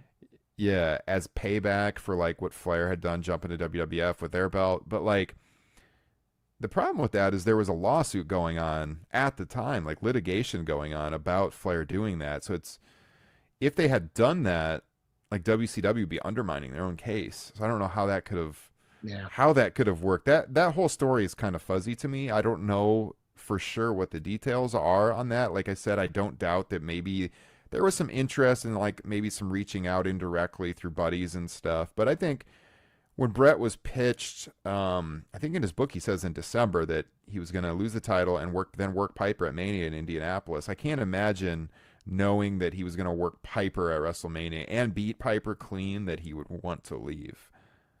You know, So yeah, yeah, no, go ahead. no, I was going to say so like I definitely don't think animosity. I don't doubt that there was maybe some conversations though. Yeah, and I mean, looking at what Brett would have to say about WCW years later, when he was negotiating with WWF and negotiating with WCW, as we'll get to here in a little bit, it doesn't make sense. I mean, there might have been feelers put out, like you said. There might have been. I mean, Mm-hmm. listen, these guys talk all the time. I mean, you'd be foolish not to at least have a conversation once in a while to say, hey, what's going on over there? What are you guys doing? Has things and WCW was making their move at that point. They brought in Rick Rude, they brought in Jesse Ventura, and as time went on, more guys would come over. So they were making their move. Brett would be a guy, but if I was running WCW, I'd be interested in Brett, in Mm-hmm. '93. So, Yeah. or '92. So, all I mean, right. look at all the stories you see nowadays about so and so is interested or WWE is interested in these AEW stars, and like people are talking all the time. Yeah, they're There's feelers talking being and sent out. stuff gets leaked for different reasons. I mean, we even see it with baseball. Like, Yeah, I don't know if you're following, not to digress, but are you following free agency with baseball this year? yeah, here and there. It Yeah, is out of control, stupid. yeah. Like, It's like a reality show. it's so dumb. I don't even pay attention anymore. I wait till something happens and great. But anyway, I digress. Mentioned earlier about the '92 Survivor Series. That's kind of where their story begins, which is ironically 5 years before this. It's like a different world. Mm-hmm. Um, and if I am not mistaken, they do not meet until WrestleMania 12, because Brett is on the WWF Championship scene, and then in and out of personal feuds along the way. Jerry Lawler, Bob Backlund, this and that, and Michaels is really on the IC scene for the next few years until he moves into the main event. Uh, portion around '95, early '96, of course. I was So talking they to, had.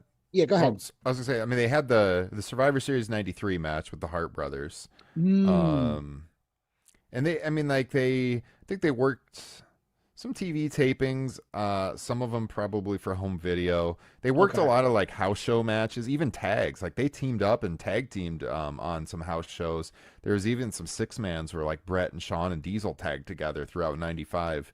Okay. Uh, but yeah, you're right. I mean, as far as television goes, it was pretty much just '93 Survivor Series, and that's about it.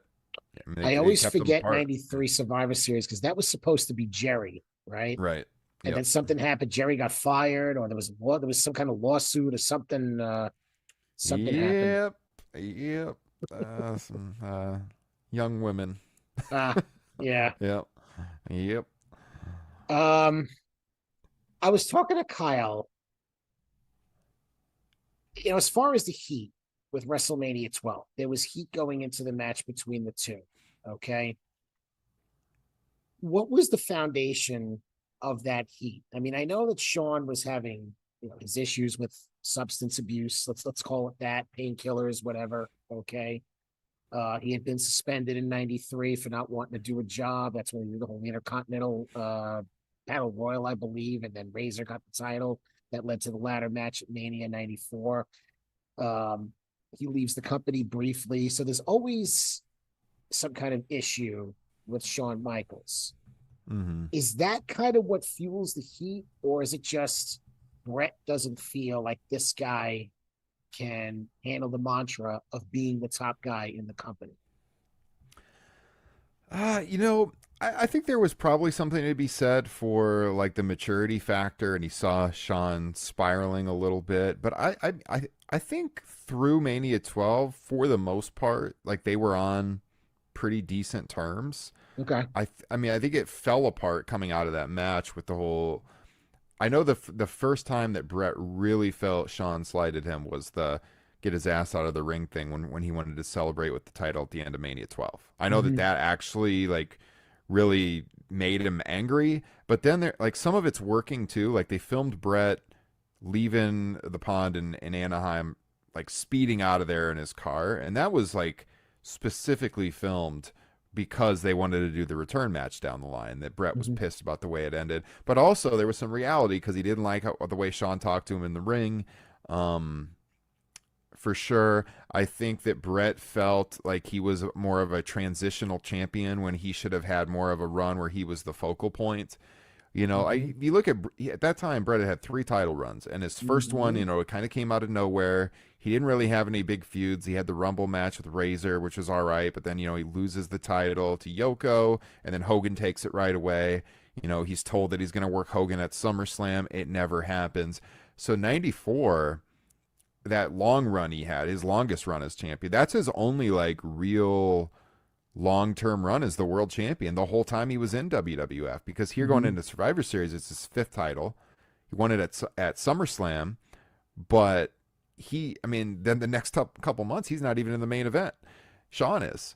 And his 4th title he had for one day after In Your House Final Four. Hmm. His 3rd title going into Mania 12, he very much felt like a transitional champion because everyone knew the belt was getting moved to Shawn.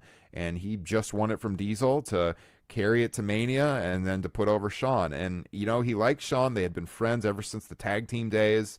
You know, there was the match for Saturday night's main event where the ring ropes broke, where the Rockers won the tag titles from the Hearts, and then it never aired because of the ring situation. Yep. So I mean, they've been friends a long time. I mean, Shawn admired Brett very much. They traveled the road together. Brett and Shawn watched Brett and Davies match with him in a hotel room, I think in the DC area, when they got back from England after SummerSlam '92. And so Hmm. they had been like pretty close friends at one point in time. And I did like a Top Rope Nation extra episode on that rival show they did last spring, Oh, for God's sakes. I and loved it. and they talk about like one of the few good things on that show where they didn't warp history was they talked about how they were tight, and there was times when the whole crew was up in Calgary, and like Brett and Shawn and Diesel and Razors when they were still there. So pre Mania 12, like they were all hanging out at Brett's house and having squirt gun fights with his kids and all this stuff. So I don't think there was really any deep rooted animosity Hmm. really until coming out of Mania 12. And like I said, some of that was working the locker room because Brett really didn't attend the Mania after party that year. Hmm. And nobody knew if that was like for the story or if because he was really pissed about what had happened in the ring. But they did film the car thing for a future match. And you know, when Brett comes back, so like they were kind of told that they would have that return match at Mania the next year. That was the long term plan if Brett remained in the promotion. And Brett was writing that Calgary Sun column at the time, which Hmm. later on you could read it on the internet. But I mean, at this point, nobody was really reading that outside of Canada. And Shawn wanted him to kind of like take some shots at him here and there to build interest in the match. And then like when Brett comes back in late '96, Shawn would always tell him to like take some shots at him here and there and cheap shots even, you know, to build interest. But Brett never wanted Shawn to do the same to him. So Brett would always say he felt kind of awkward doing that because Shawn would want him to like really lay into him and say this and say that. And Brett didn't want him to do that about like, Brett didn't want Shawn talking about his family or like his dad or anything like that. But Hmm. Shawn was totally cool. Shawn would say he was cool with that. And then Brett would do it. But then Shawn would kind of like sulk about it. So it's like I don't know if it was the substance abuse talking or if it was really Shawn talking, but like definitely early '97 is when it got out of control. But I went back and I watched the interview that Brett gives in October '96, where he announces he's returning to the WWF and he's signed the Hmm. 20-year contract and all of that, and they're building into the Shawn return match right then and there, his first time back. He does announce that he's going to wrestle Austin at Survivor Series, but then he addresses Shawn, and he basically says he respects Shawn, and that maybe Brett says he's a sore loser, and that Shawn beat him fair and square. Hmm. But then he goes into this stuff about there's something about you that really bugs me, Shawn. And this is like the kind Hmm. of thing Shawn would have him say. Like Shawn would tell him, "I want you to do this," and he talked about posing in the girly magazines, and all of this, and he's a Hmm. prima donna. And I think that what started as them working turned into a real feud. I also think that Sean was in the back of his mind angry at the contract Brett got because Yes, he Sean got was. a Sean got a new contract. I believe it was about 750,000 a year, which made him very highly paid. And Sean was like, I want to be making more money than anyone in this promotion except the Undertaker. He was cool if the Taker made more than him, but that was it. And Mhm. then Brett re-signed for a little over $1 million a year in that 20-year contract. At least Yep. like while he was wrestling, it was a little over $1 million, and then it was going to roll back when he took an office position. Because I believe the 20-year contract was Brett was going to wrestle for 3 or 4 more years, Yep. and then he was going to become like Vince's right-hand man on the booking committee. That was the Hmm. plan. And Hmm. that would have kept him around until just a few years ago, right? I mean, 96, 20-year contract. Yeah. 2016, I'm sure he would have re-signed and he would have been basically a lifer there.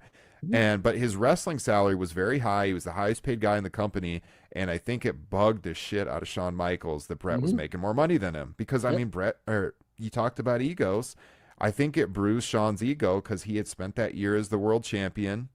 He wasn't a particularly good drawing world champion, you Yep. know, great wrestler, but he wasn't drawing more eyeballs to the product. And then Brett returns. Brett's getting paid more than him. I think that played into it too. So I think there's a lot of things at play here.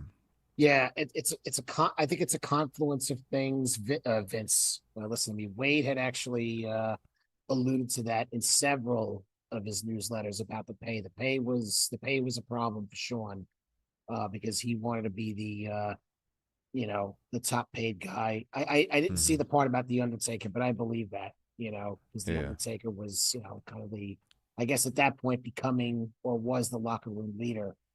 Um, I'm glad you brought up Brett, being a transitional champion because I feel like up until 96, I feel like Brett was not the guy that they were going to.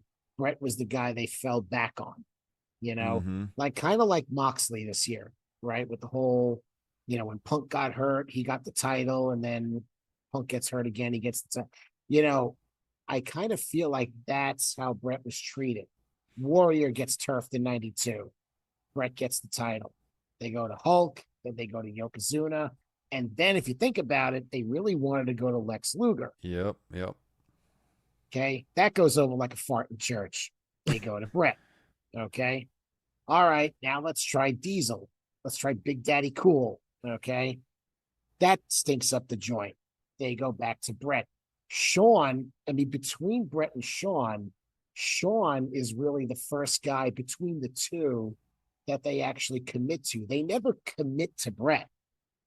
Yeah, he's talked about that. I think he talks about in his book too that he always felt like Vince was looking for the shiny new toy and that he never really got behind him. Exactly what you're saying is exactly right. All those situations, he felt Mm-hmm. more like the fallback guy, even though I mean, he's arguably the most popular guy in the promotion.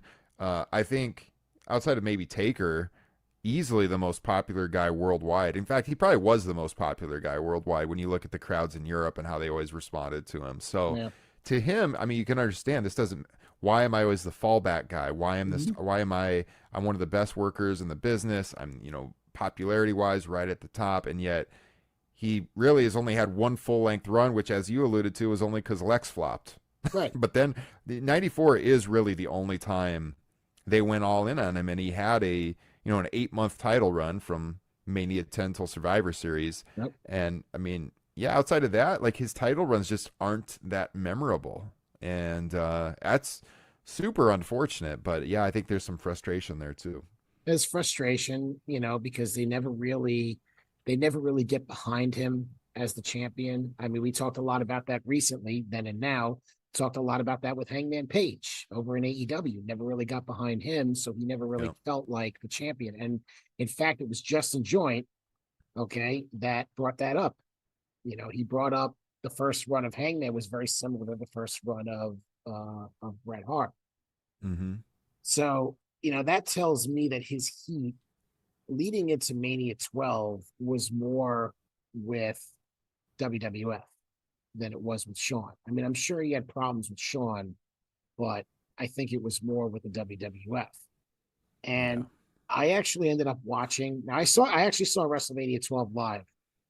I didn't realize about the get out of the ring until you mentioned it to me. So I watched it today. Now I can't see. I was trying to read lips. I had to rewind it a couple of times so I couldn't see the words, but you could see. I think it was Hebner goes over to Lothario and he's like, he wants Brett. Like you could tell he's saying Hmm. something. He's like, I don't know what to do. Like, got to get him out of here. Like, you know what I mean? Like he Yeah. doesn't.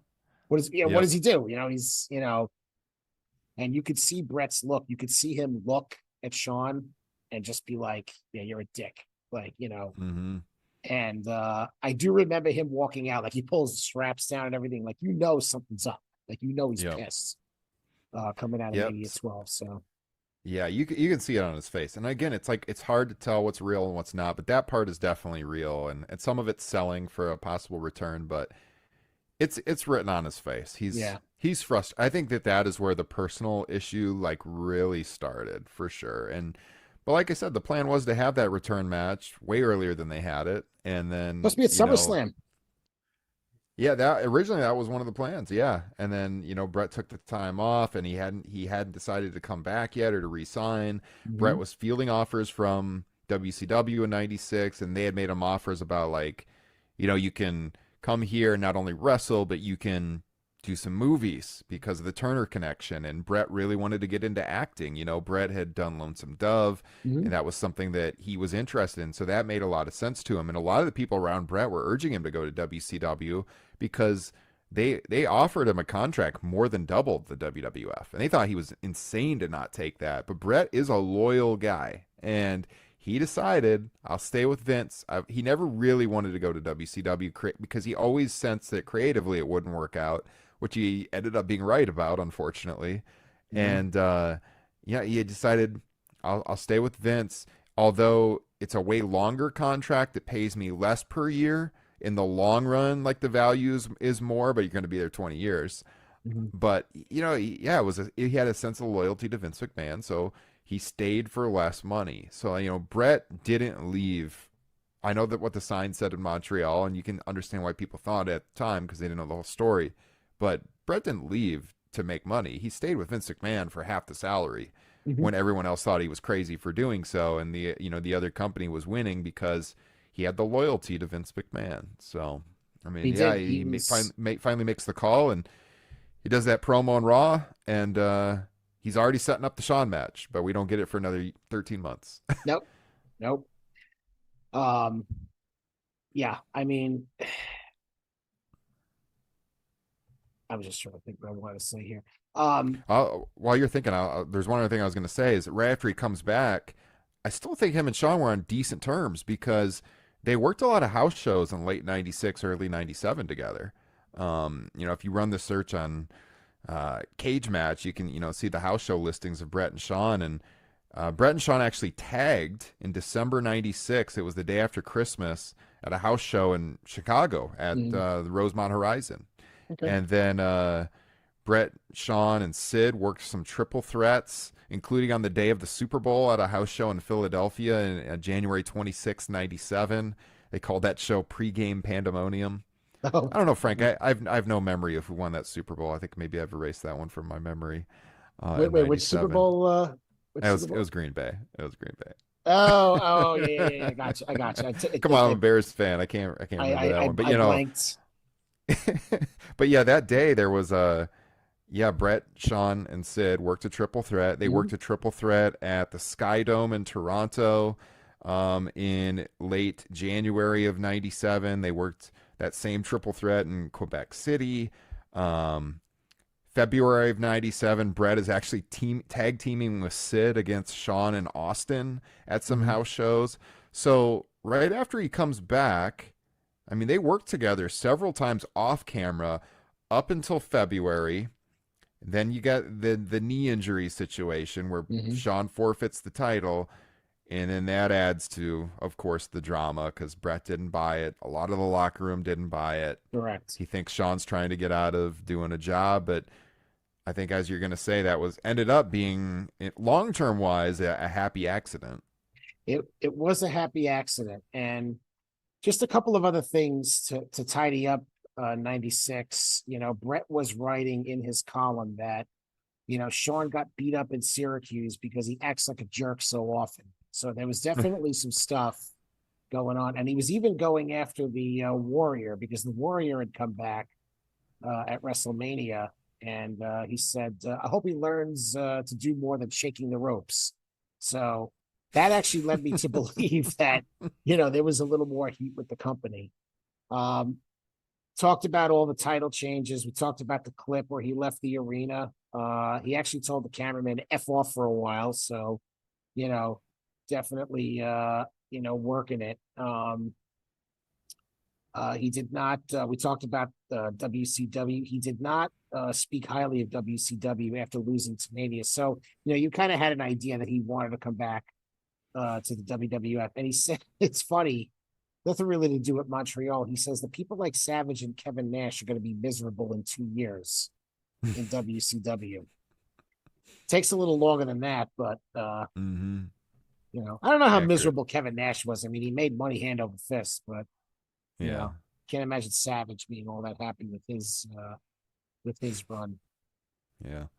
Uh Talked about the return of Survivor Series. He wanted to spend more time with family and his time off. He said he might even take more time off. Now, Wade speculated he might be trying to get money out of both companies. In other words, more money than what they were offering. At one point, WCW upped their offer to $4 million a year.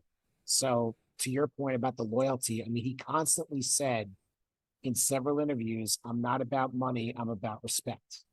Mm-hmm. So, he wanted to stay. And I think he also knew, he knew going to WCW, he saw the writing on the wall over there. He would just be and he would be proven right, as you talked about a little bit earlier. Um, but Vince, I mean, he flew out to Calgary to convince him to come back. I mean, he wanted him, but he wanted him back in the company. I Um, think I think Brett also saw this as an opportunity, not just the fact that he was signing for less money, but he was being loyal to Vince, was the fact that he could write the end to his career. I mean, everybody, people joke about it, how serious Brett took his career. It's one of the reasons mhm. he was so good, though. And, he had it put into his contract that he would have that reasonable creative control, Yep. which rears its head here at Survivor Series. But he saw it as if he worked that 3 to 4 years and then transitioned to a backstage role, he could end his career on his terms, and he could ride his way off television in a way that like almost nobody had ever done in the wrestling business. And Right. that was for him as a creative person, that was an ideal scenario. And that would happen more on a WWF's watch than it would happen on the WCW. I mean, Mm-hmm. even without knowing what would eventually take place when he went over there. Uh, I thought it was interesting that according to Wade, one of Brett's contract demands was a pinfall win over Hogan should he ever return to the WWF. So there was talk, well, at least a year later, okay, when Mm-hmm. his contract was coming up in WCW. I didn't know this, that there was the possibility of Hulk Hogan coming back to the WWF. Um, I don't know if I ever saw that happening. I mean, probably not. I mean, does it even Yeah, happen in it's WCW when Brett goes over there? No, right? I can't remember Brett pinning Hogan. no, no, it didn't. I mean, it's tough to imagine Hogan coming back during that era. I know there was a point where they were talking to Savage too, like in the late '90s, but I mean, while the NWO was hot, I can't imagine that happening. I mean, they were going to open up their pocketbooks. They were marks for Hogan. They were going to do whatever it took. Bischoff was a Yeah, mark for Hogan. Whatever it took to keep him happy, they would have kept him there. I yeah. think I think Hogan would have just used it as leverage. I can't imagine him wanting to go back to the WWF since they were beating the WWF at the time, and the NWO was so hot. So Mhm. yeah. I mean, the only reason, he could be the reason that the ratings turn around.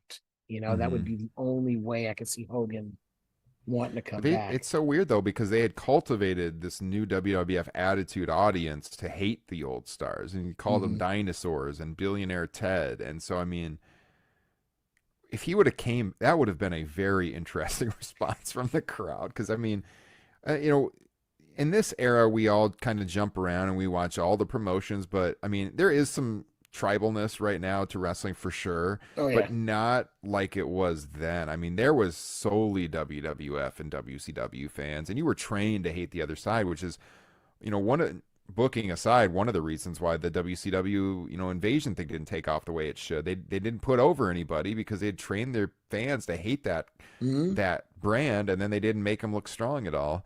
And so, I mean, like Hogan coming back during that period would have been really interesting. Wouldn't have been a fit. It would have been a very awkward fit, you Yeah, because know? they were going so much younger and edgier. He just wouldn't have fit in at all. No, no. And would have gotten in Stone Cold's way because if it's early '98, Hmm. Stone Cold probably doesn't get to the top of the card.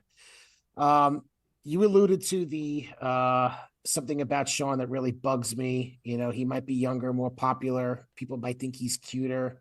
But there are two things that Shawn Michaels will never ever be. He will never ever be as tough as me, and he will never ever be as smart as me. And then he utters the famous, I want to face the best wrestler in WWF today, Stone Cold Steve Austin. Now, I mean, listen, say what you want about if you hate Shawn Michaels, you like Shawn Michaels. That would piss me off. I mean, if I'm the champion at the time and you're telling me you Yeah. want to wrestle who's, let's face it, the guy's an undercard guy at this point in his career, Stone Cold. You say that, a little bit of an insult, don't you think? I could definitely see that. I mean, Brett's trying to put over his opponent for his big return match, and Right. Austin was right. He was becoming a rising star, but he definitely hadn't taken. I know Austin 316 had already happened, but I mean, I've talked about it before. He worked the pre-show at SummerSlam. He Right. was not riding high yet. Brett Mm-hmm. is the guy that would make that change for him and be the guy to ultimately like cement him as the star that he becomes. But yeah, I could see definitely how Sean wouldn't like that much. Well, things get worse for Sean um, come Survivor Series because he loses the title to Psycho Sid. Okay. And it's basically a heel move by Sid. Lothario gets knocked out. Sean hits the super kick. He goes and helps Lothario rather than pinning Sid. Then they do a ref bump, and Sid hits Michaels with the camera and power bombs him, wins the title. Madison Square Garden goes nuts, and they boo Shawn Michaels. I mean, you're the top guy in the company at this point for the past, whatever, 6 months. Brett comes back. He's saying all these things about you. He's talking about I can't dance and I don't pose for girly books or girly magazines and stuff like that. He's making all these references. And then Sean loses the title to Sid. I mean, that can't sit well with Sean at this point. And I could see how Sean could almost resent Brett coming back into the promotion, just given the confluence of events. You're telling me a New York crowd wouldn't cheer for a man dressed like a male stripper I with the mean, assless chaps on? I mean, they cheered for that big jacked up dude Sid instead. Shocking. Sean is so pissed in that match. I mean, it's all over his face when they're booing the shit out. He cannot take it. Mhm. You can tell inside it is eating him up. He wanted to be cheered so bad in that match, but Yeah. yeah. I mean, they were building him up though to win it back in his hometown, so I think it was all right. Yeah, yeah. I mean, it ultimately works out, and he does win it back. He does get involved in the match at In Your House. It's time Mm-hmm. where he's on the apron. Sid runs into Sean, and then where Brett runs into Sean, and then Sid power bombs him for the win. And Brett goes out and goes right after Sean. So everything you could tell is escalating. It's starting to the confluence of everything that had taken place had started escalating. They're going at it at ringside. There was that I remember that day. I believe it was Superstars early on Sunday morning. They were like live from that venue in Florida where that In Your House took place, and they Okay. filmed Brett and Sean like fighting all around the arena, like they Mm-hmm. were having a brawl. So yeah, I mean they're clearly building towards that WrestleMania match. Brett laid, planted the seed for it in that October interview where he came back and he directly addressed Shawn Michaels. Here it's December. Sean's costing him the world title. They're having a brawl before the show. I mean, they're definitely setting it up. There's no question that that was the plan. Was them at Mm-hmm. Mania. Yeah. Well, Not so much come not so much come February because after Sean wins the title, he relinquishes the belt, says he lost his smile, has to go home, take care of himself. Now we talked about this when we covered WrestleMania 13. Mm-hmm. The so they kind of had an excuse built in because he had problems with his ACL in the past, and WWF said it was a cumulative issue. But Mm-hmm. what's funny is Dr. James Andrews said that Michaels didn't necessarily need surgery, but would need rehab for about 6 weeks. Well, if we take out our calculators and do the math, that would have him ready in time for WrestleMania. So, Yeah.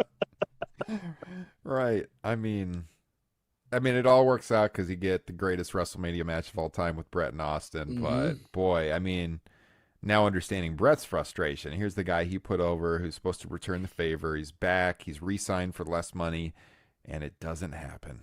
And Yeah. it's not the first time Sean has, weaseled his way out of doing a job. So, and then, Sean throws, we'll get to some stuff that happens then in the interim in the spring, but like Sean throws it in his face when he has his first match back, like what, 2 months later, and he does a backflip right away. I mean, Mm-hmm. that tag match on Raw. So yeah, a lot of, this is that, starting with Mania 12, Sean, I think the contract is bugging him.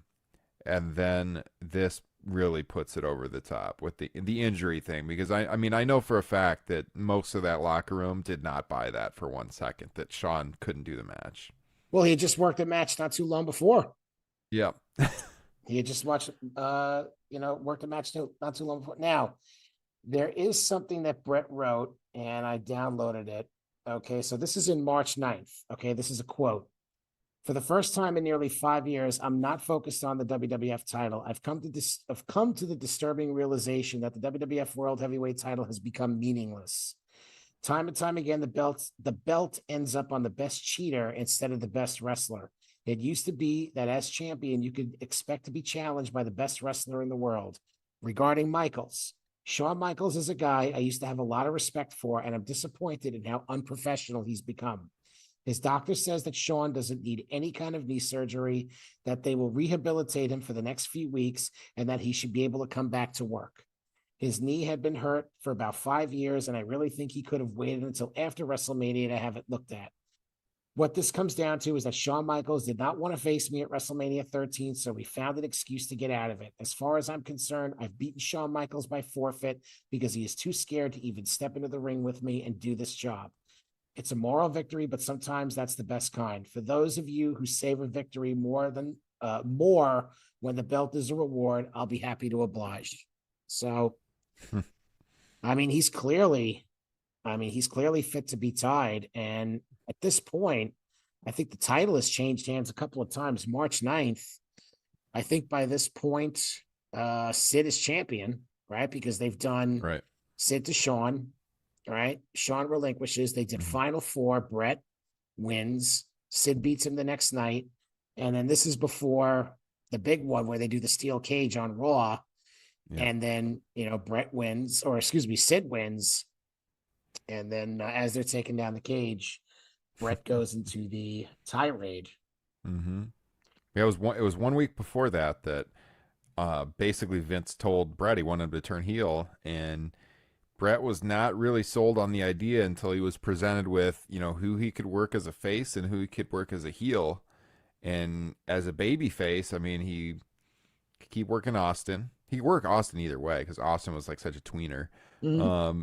It was like Mankind, Vader, but as a heel, that he could work Michaels because Michaels was still, as a baby face, he could still work Austin. He could work Taker. And so he understood that, yeah, like as far as like drawing pay-per-view money goes, it makes more sense for him to be a heel. And so then he decides to turn heel. And then, you see that come across at the end of that cage match, which is like one of the all-time great Raw moments. I can remember watching that in my living room and just being blown away that Brett was swearing that he pushed down Vince on live television. And like they have the great match at WrestleMania, of course. 1 week later, we get the Hart Foundation, and they announce Brett and Shawn then are going to work at King of the Ring, but then Brett needs a knee scope. so they Mm-hmm. don't have the match. And it's during that period that the Sunny Days comment then is made by Sean. Mm-hmm. And I mean, we're spiraling out of control at that point. We're spiraling out of control, and I think if we're putting two and two together, I mean, I think this. Well, I was going to say this is the point where Brett decides he's never doing the right thing by Sean, but then later on, I think we get to the all important comment where, Brett tells Sean, "Look, I have no problem dropping the title to you," and Sean says, I guess I'll paraphrase it here. I can't say I'll do the same for you. Yeah, so that's like in the fall. Mm-hmm. Right as you're getting ready for Survivor Series. We got to mention though the fight they had in Hartford Yes, in June yes. too. So like the Sunny Days thing Mm-hmm. in May, I believe, maybe April, probably May. May 19th. May 19th Yeah. edition of Raw. So that brings about the fight in Hartford, which I believe was 2 or 3 weeks later. It was like the Mm-hmm. night after King of the Ring. And I mean, Brett, I mean, you got to understand. I don't blame him at all for jumping Sean on that guy. This guy going on national television, alluding that you're having an affair while your kids are at home watching the show. Mm-hmm. Totally reckless. I mean, Brett recounted how, his oldest son asked him the minute he got home, "What's up with this Sonny stuff?" And Mm-hmm. so, yeah, Brett basically approached him and said he was effing with his family, and they got into that brawl in Hartford, and Sean tried to quit and go to WCW. Yeah. he he And walked that out screaming unsafe work environment. Yep. mm-hmm. And that's really kind of the nuts. That's really kind of the nuts of everything. That's really kind of the fuel for what's going on throughout 97 because Sean, we talked about the contract. Also he wants to go to WCW and be with his boys. I mean, he wants to Mm-hmm. be with Hall, he wants to be with Nash, he wants to be there because he doesn't want to be he doesn't want to be where he's not the highest paid wrestler. And, Yep. also, to kind of, I guess, work on his issues, for lack of a better term, he could get his smile back. That's what Wade reported in one of his newsletters. I can get my smile back with my friends. So there was an obvious attempt to try to go to WCW. Uh, they do get things ironed out. He is not breach of contract. He's suspended, but then they get everything straightened out. And then, he comes back at SummerSlam and he is the referee for the Undertaker Brett title match where, Brett wins. Sean inadvertently hits Taker with the chair. And in one of the craziest finishes you'll ever see, the stare down, that's just like classic. It's just Mm-hmm. unbelievable. What happens at the end. Um, they get the title on Brett. And I thought they really worked it brilliantly because it's like if Sean favors the Undertaker, he can't wrestle in the US anymore. If Brett, I think it was if Brett loses, he can't wrestle in the United States. So they really, Yeah. you know what I mean? Like they really put a gun to both guys' heads. Yeah. I mean, you kind of knew Brett was going to win the title going in. Like, there's Yeah, no way this guy's not going to. They were scheduling a lot of Raws for Canada around that time, but like, come on, there's no way he's not going to wrestle in the U.S. again. yeah. So, Now, what I want to, as we wrap up and we get to the, we get to Montreal, Brett, Vince talks to Brett about possibly getting that WCW offer back. hmm He's, WWE, WWF is in a little bit of financial peril at the time. He might have to defer payments. Now, I don't know which newsletter it was, but Wade talked about the possibility of, since Brett was not really making a difference in the ratings, they were doing good business, but they were still losing to Nitro in the ratings throughout 97. Would it have been a way of pushing Brett out and getting Hogan back? Because with Hogan's contract coming up at the end of the year, well, hey, if I could get Hulk Hogan, that'll make a huge difference. I can't pay Hogan and Brett. So let me see if I can kind of, push him out of the company. Plus, he's 40 years old at that point. Sean is 10 years younger. So, there is more investment in Sean moving forward than there would be Brett. Do you think that had anything to do with what might have been going on other than I can't afford to pay you? I don't think Hogan played in because they would have had to pay him so much money based Hmm. on what he was getting at WCW. His salary would have dwarfed what Brett was getting. Um, yeah, Brett. I mean, like the business was turning. The live event numbers were up as we saw at Survivor Series. It's the highest grossing pay per view of the year. So like business is moving in the right direction, but they haven't quite got there yet from the TV ratings perspective. It's true that like the company was in financial peril, as Vince said at the time, and he approached Brett at that MSG Raw. That's where he told him that he would have to defer some money, and you can understand how Brett would balk at that. Like, look, man, I took less than half the money to stay here, and now you Right. don't want to pay me. Now you don't want to pay me what my contract says. Like, what person in any industry would be okay with that? I Right. mean, Frank, if at your day job, if they told you, yeah, we're gonna have to like pay you some of that salary next year, and for all you know, they could go out of business next year. Hey, Like, come on, right. you're not gonna do that. So of course Brett wasn't cool with that. But then, I mean, interesting enough, about a month later, Vince comes to Brett right before they're at the Nassau Coliseum this time, and he tells Brett, well, you know what? I actually can pay you now. The money's better because they had switched the in your house model from 1995 to 29.95 with Ground Zero when they made it a 3-hour show, made the show more expensive, and the numbers didn't take a dip really much. I think actually it might have gone up. I have to look it up here, but Ground Zero did 136,000 buys. Cold Day in Hell did 163. Canadian Stampede did 171, but they're charging 50% more for that show. So like they finally realized we can do a 3-hour show. We can charge what we charge for the big 5 shows at that time, 29.95, and there's this huge influx of cash. So the problem was though, Brett had gone, at when Vince told him he couldn't pay his contract, Vince told him you should negotiate with WCW and see if you can get that old deal that they proposed you because I'm not going to be able to pay you. Hmm. Um, but Brett had like this, I believe it was like a 30-day notice he would have to give, and then he would have like 30 days. He could trigger that he wanted to leave, and then he'd have 30 days to like negotiate that release and a new contract. Hmm. So if he decided he wanted to do that, he'd have 30 days to get the WCW deal. But then Right. here, Vince comes back. It's late October when they're at Nassau, and he's like, "I do have the money now. If you want to revisit this." Now Brett has been talking to WCW, but he doesn't have like a final offer in hand from them yet, Okay.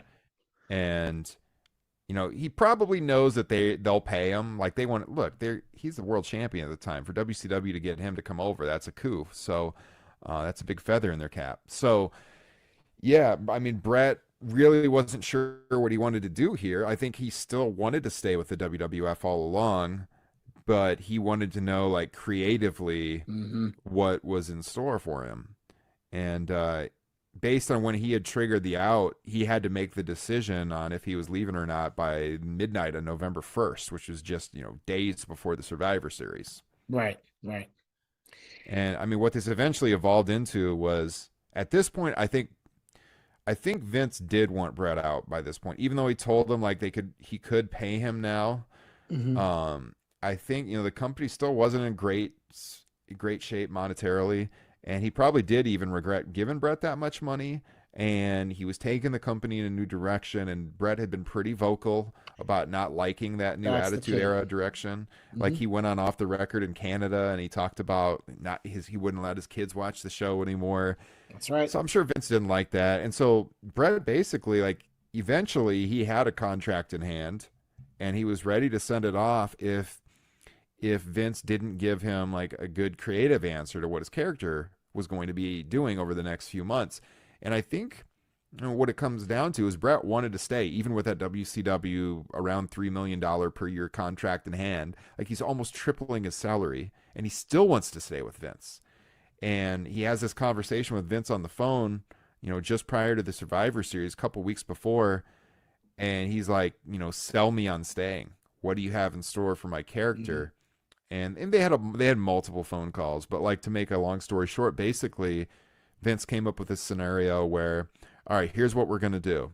Lose to Sean in Montreal. Okay, we're gonna have a match at the in your house. I think that was still gonna be like a four-way. You're gonna lose there. You're gonna have a ladder match with Shawn at the Royal Rumble in January '98. You're gonna lose again. The next night on Raw, you're gonna come out and you're gonna say, if I can't beat Shawn Michaels tonight, I will never wrestle again. And then Bret would beat Shawn for the title. And then Bret would hold the title through Mania, and then Bret was going Brett to and be the one to Steve. drop it to Austin. Yeah. Hmm. So, but you hear that as Bret, who's been having all these problems with Shawn, and God knows if Shawn's actually going to lose that match to him when they get there. Right. Like Vince is proposing he's going to lose three big matches on three consecutive pay-per-views, one in his home country, one at the Royal Rumble, a ladder match at the Royal Rumble. Imagine that, Bret and Shawn on a ladder in '98. Mm. You're going to lose there. And then on Raw, you're finally going to beat the guy.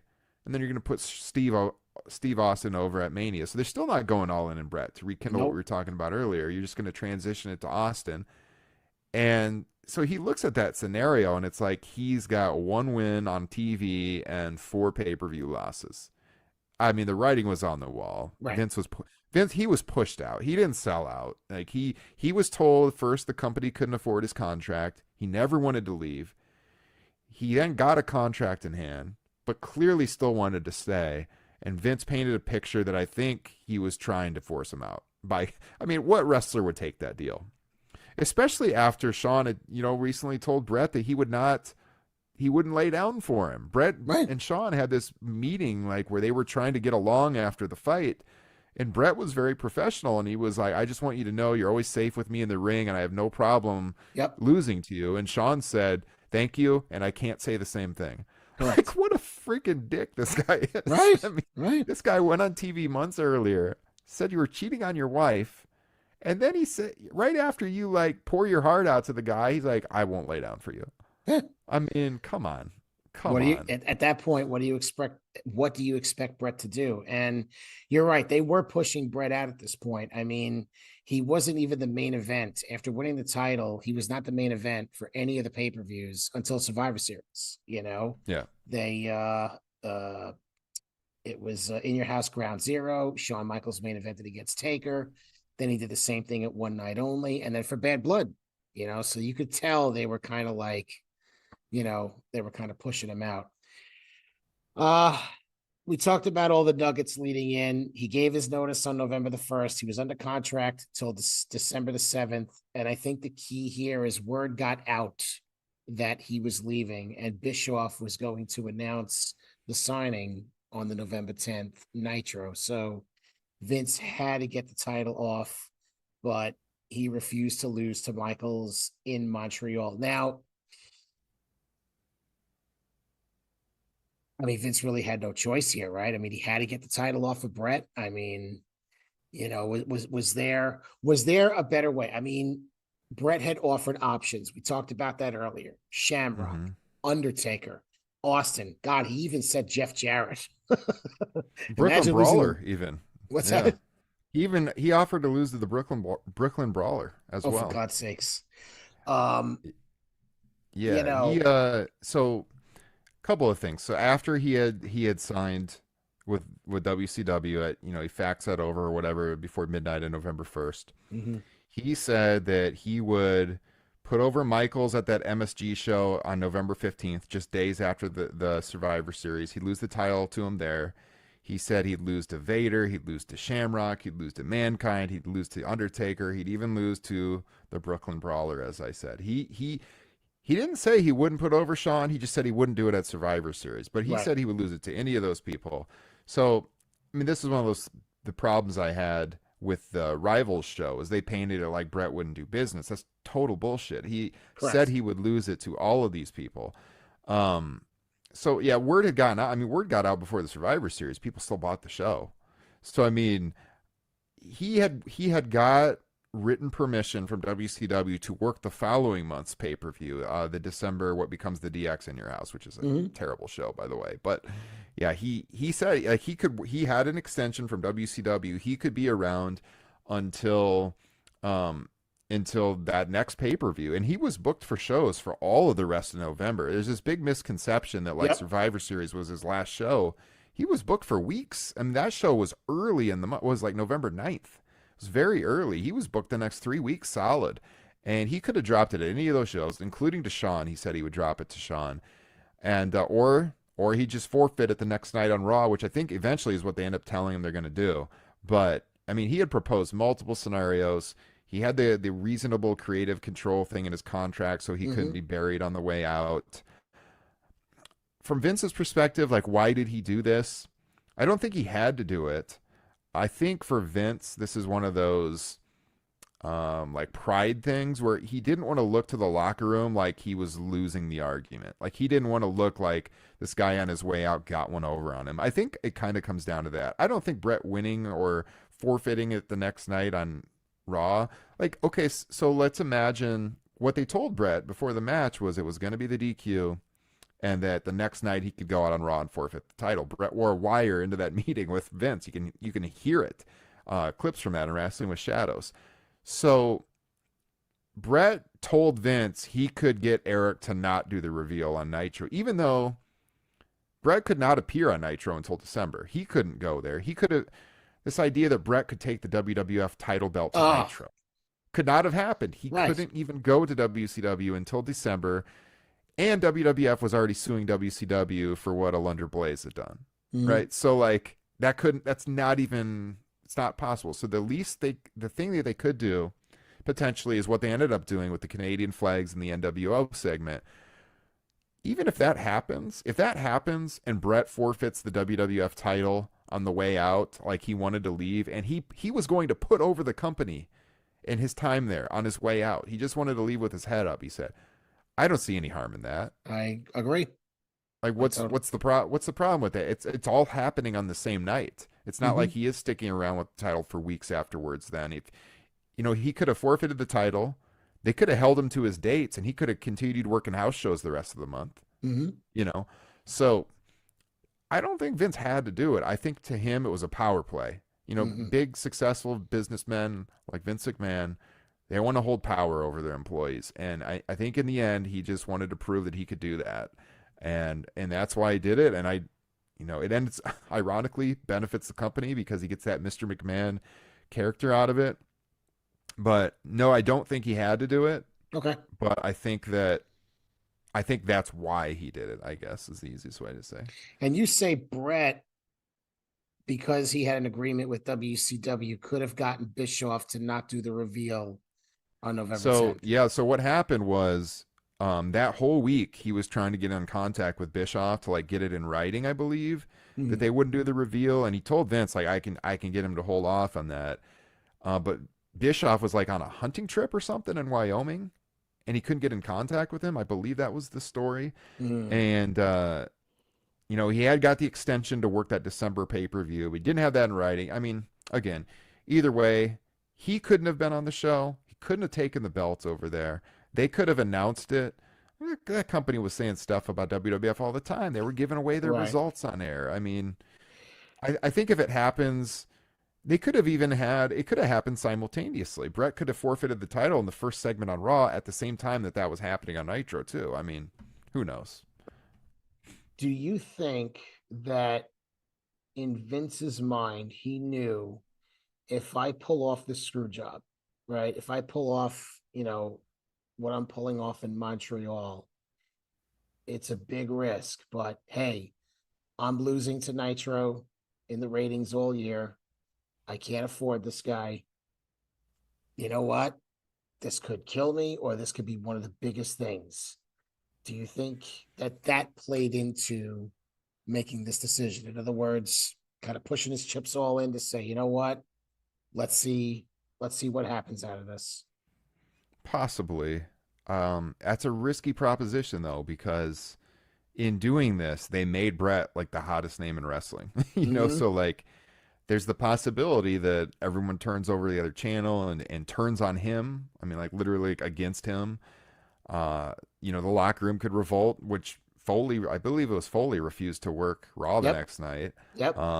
So you got to revolt the boys too. So I mean, possibly, but I mean that was a really risky proposition to if he was thinking along those lines, that is a risk. That is a definite risk. Well, WrestleMania was a risk, and I mean, that Yeah. turned out to be a success. So, I mean, who knows? I think it's more what you said, though. I think it's more, I've got the power, and it's my championship, and this guy doesn't want to do the job where I want him to do it. So I'm just going to show. I'm just going to show who's boss. I mean, what what else can you say? And that's it. Brett is out of the company, and he eventually goes to WCW. Um, Anything else that we need to say as far as a building block towards survive? What happened in Montreal. I mean, I think we pretty much covered all the pieces. Is there anything that Yeah. we missed? Is there anything in the match that we need to bring up? Because I think we pretty much laid it all out. No, I mean, I think there's some things that were brought up. I mean, this kind of gets into like there are people out there who think that this is a work or that it was not real. Mhm. And I think, when you look at this situation through the eyes of the world we live in today, the whole thing looks incredibly silly because wrestling and titles were like way more serious back then. There's a lot less of them. Right. And the world champion was still a really big deal, in that era. And so, like, fans of today, they can't understand this. But Brett was a loyal soldier to Vince McMahon for 14 years. And I mean, like we talked about, he took less money. He was loyal to him to the very end. And I mean, he really did screw him. And there's no, by the way, for the people that think that this was a work, it was absolutely not a work because of a few reasons. Okay, number one, I kind of alluded to this a second ago. It made Bret Hart the biggest star in wrestling. Everybody, I cannot, if you weren't there, you don't understand. Like, he was such a hot name. People could not wait for him to show up on Nitro. Now, the fact that WCW completely blew it with him, that's on them. But Hmm. for Vince McMahon for this to be a work, you would know that it would cause Brett to, blow up as this big star. And when your competition is already beating you, why on earth would he give them that gift? Oh, by the way, here's my, in the eyes of the fans, unbeaten world champion. That's asinine.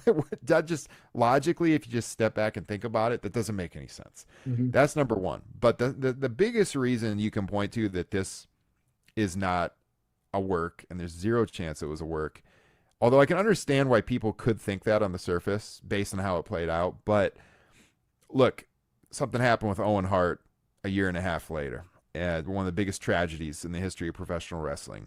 And there's a lawsuit over that, a wrongful death lawsuit. And the WWF legal team, I mean, depositions were taken. They eventually were settled out of court. But I mean, Brett's name was dragged through the mud on that, and they were alluding to the fact that part of the motivation for the Hart family here and coming after them after Owen's death, which, to them was just this tragedy that, shouldn't have happened, but it was an accident, was that, Brett was bitter about what had happened at Montreal and, Brett Hmm. was trying to get payback for that. If this was a work, especially when they were taking depositions under oath, like that would have come out. Brett would have said, by the way, it's total bullshit. We were working everybody. For them to Hmm. say that we're coming after you because of my brother's death, because I'm mad about Montreal, that wasn't real. It would have come out at that moment. And the fact that it didn't come out, that tells you everything you need to know. And I mean, look, they never made any money off of it. I mean, years later, Brett and Vince did the thing at WrestleMania, but it wasn't, I mean, that was how many years later? Oh 13 years later. God. Brett couldn't even really work then. I mean, that was not, Hmm. if this was a work, it would have played out just a couple of years later. No, there's no chance it was a work. I think I liked most of the Dark Side of the Rings, and I think the New Territory show is really good. So don't get me wrong, but that episode they made in Montreal was like totally irresponsible and just an awful documentary in so many ways. I told the story in a very confusing way.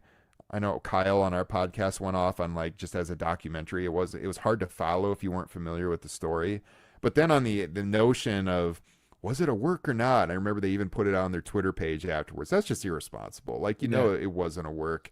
And to even try to advance that narrative's dishonest. They had Bret Hart on the show. They could have put him on camera, addressing it. They didn't even ask him that or put it in the show.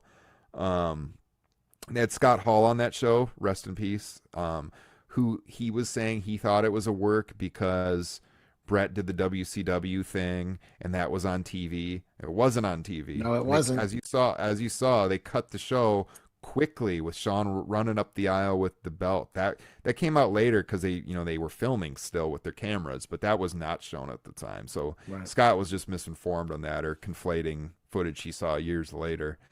But absolutely, this was absolutely not a work. It was the real deal. It's a very interesting story. Unfortunate how it played out. But I mean, I think people are going to be talking about this for decades to come still. And you even look at ratings. I mean, this doesn't even propel the ratings for WWF. I mean, if you go back and look, it's actually when Tyson shows up when the Mm-hmm. ratings start to climb. So, if there was a thought that, hey, this could really boost business and this could really, take us to the next level, it really didn't, I mean, it's Right. so, you know, I know we discussed this when we discussed Mania, and I think we touched on it a little bit. You know, if Shawn does the job to Bret at WrestleMania 13, I mean, does Montreal even happen? You know, I mean, a lot of the genesis of this was the refusal of Shawn to do the job, and Bret was pissed. Mm-hmm. So does this even happen? Does Stone Cold ever get his moment at WrestleMania 13? As you alluded to, I mean, we got that match instead of Bret Shawn.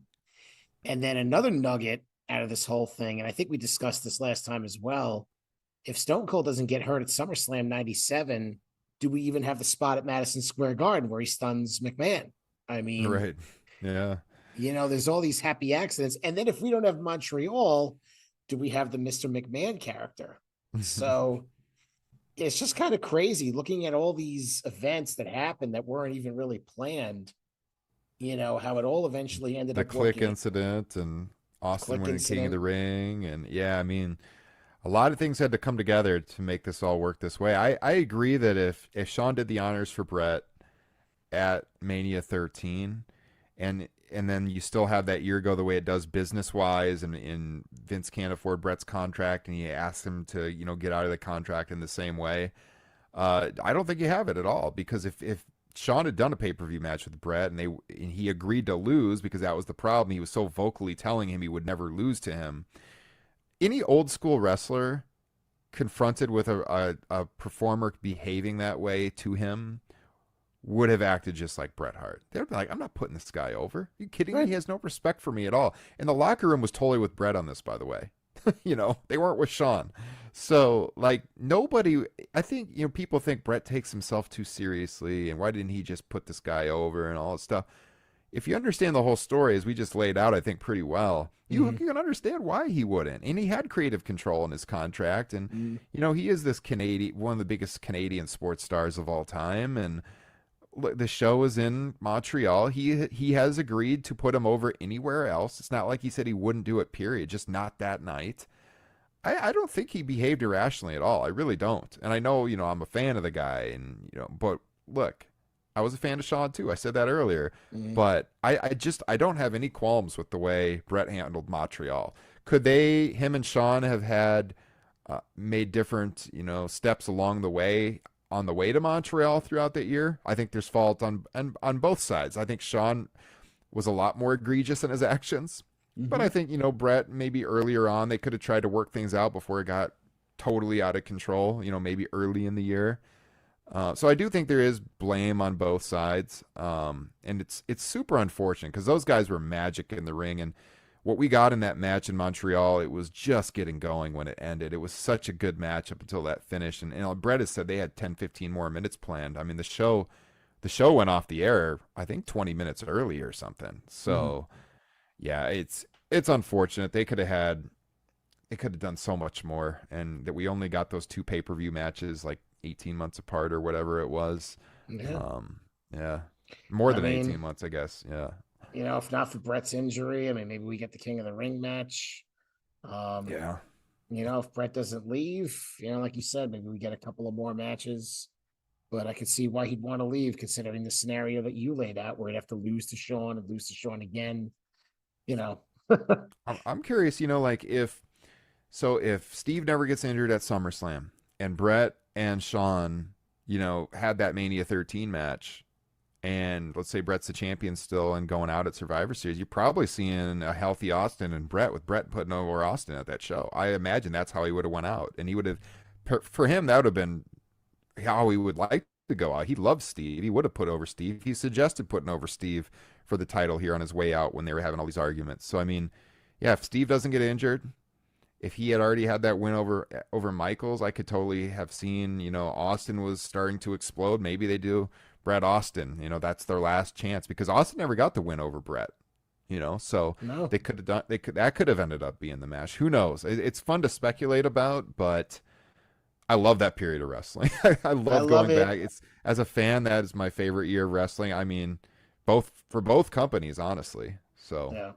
And Vince had choices. Vince had choices. hmm Vince had ways of handling this. I mean, we've seen in the modern era countless wrestlers drop titles. I mean, granted, it's due to injury and stuff like that, but we've seen plenty of titles dropped, and there's no concern about the lineage of the championship. I mean, that was even one of his concerns, that there would be a break in the lineage of the title. Well, what did Sean do earlier in the year? He dropped, right. he laid the title down himself. Now you're worried about lineage? Come Yeah. on. Yeah. Any other parting shots? Any other things? I think we've covered this fairly well. I think we've laid out what led to it, and that's really what I wanted to do. I wanted to lay kind of the foundation, as we celebrate, if you will, the 25-year anniversary. What was really behind it? What were really the building blocks? And I think we did that pretty well. And like I said, I didn't want to do. I'm glad you explained, why Brett wasn't in on it, why it wasn't a work. I think that's important, for people who might have, those notions about Brett being involved. It just, it couldn't be. Well, we did review a show. Do you give this the thumbs up or thumbs down or thumbs in the middle? I got to go in the middle on it. I mean, I enjoy the match. It's a Yeah. one match show, no doubt. The undercard is not that good, but it's such a historic show that I Mhm. can't go thumbs up for obvious reasons. But I'll give it a in the middle. It's always worth reliving at least the last two matches just for their historical significance, I think.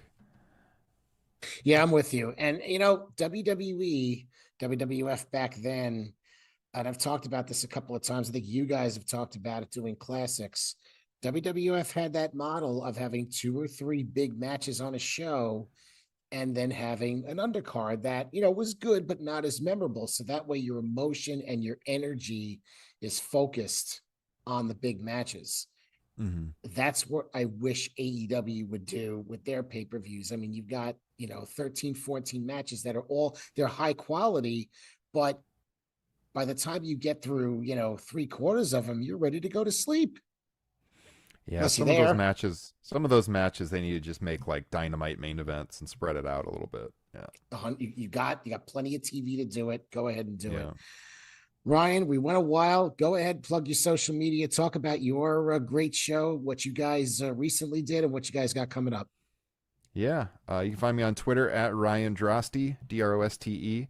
My podcast is Top Rope Nation, at Top Rope Nation. You can find us on YouTube, wherever podcasts are found. We're on the Blue Wire Network, and yeah, we release one show a week.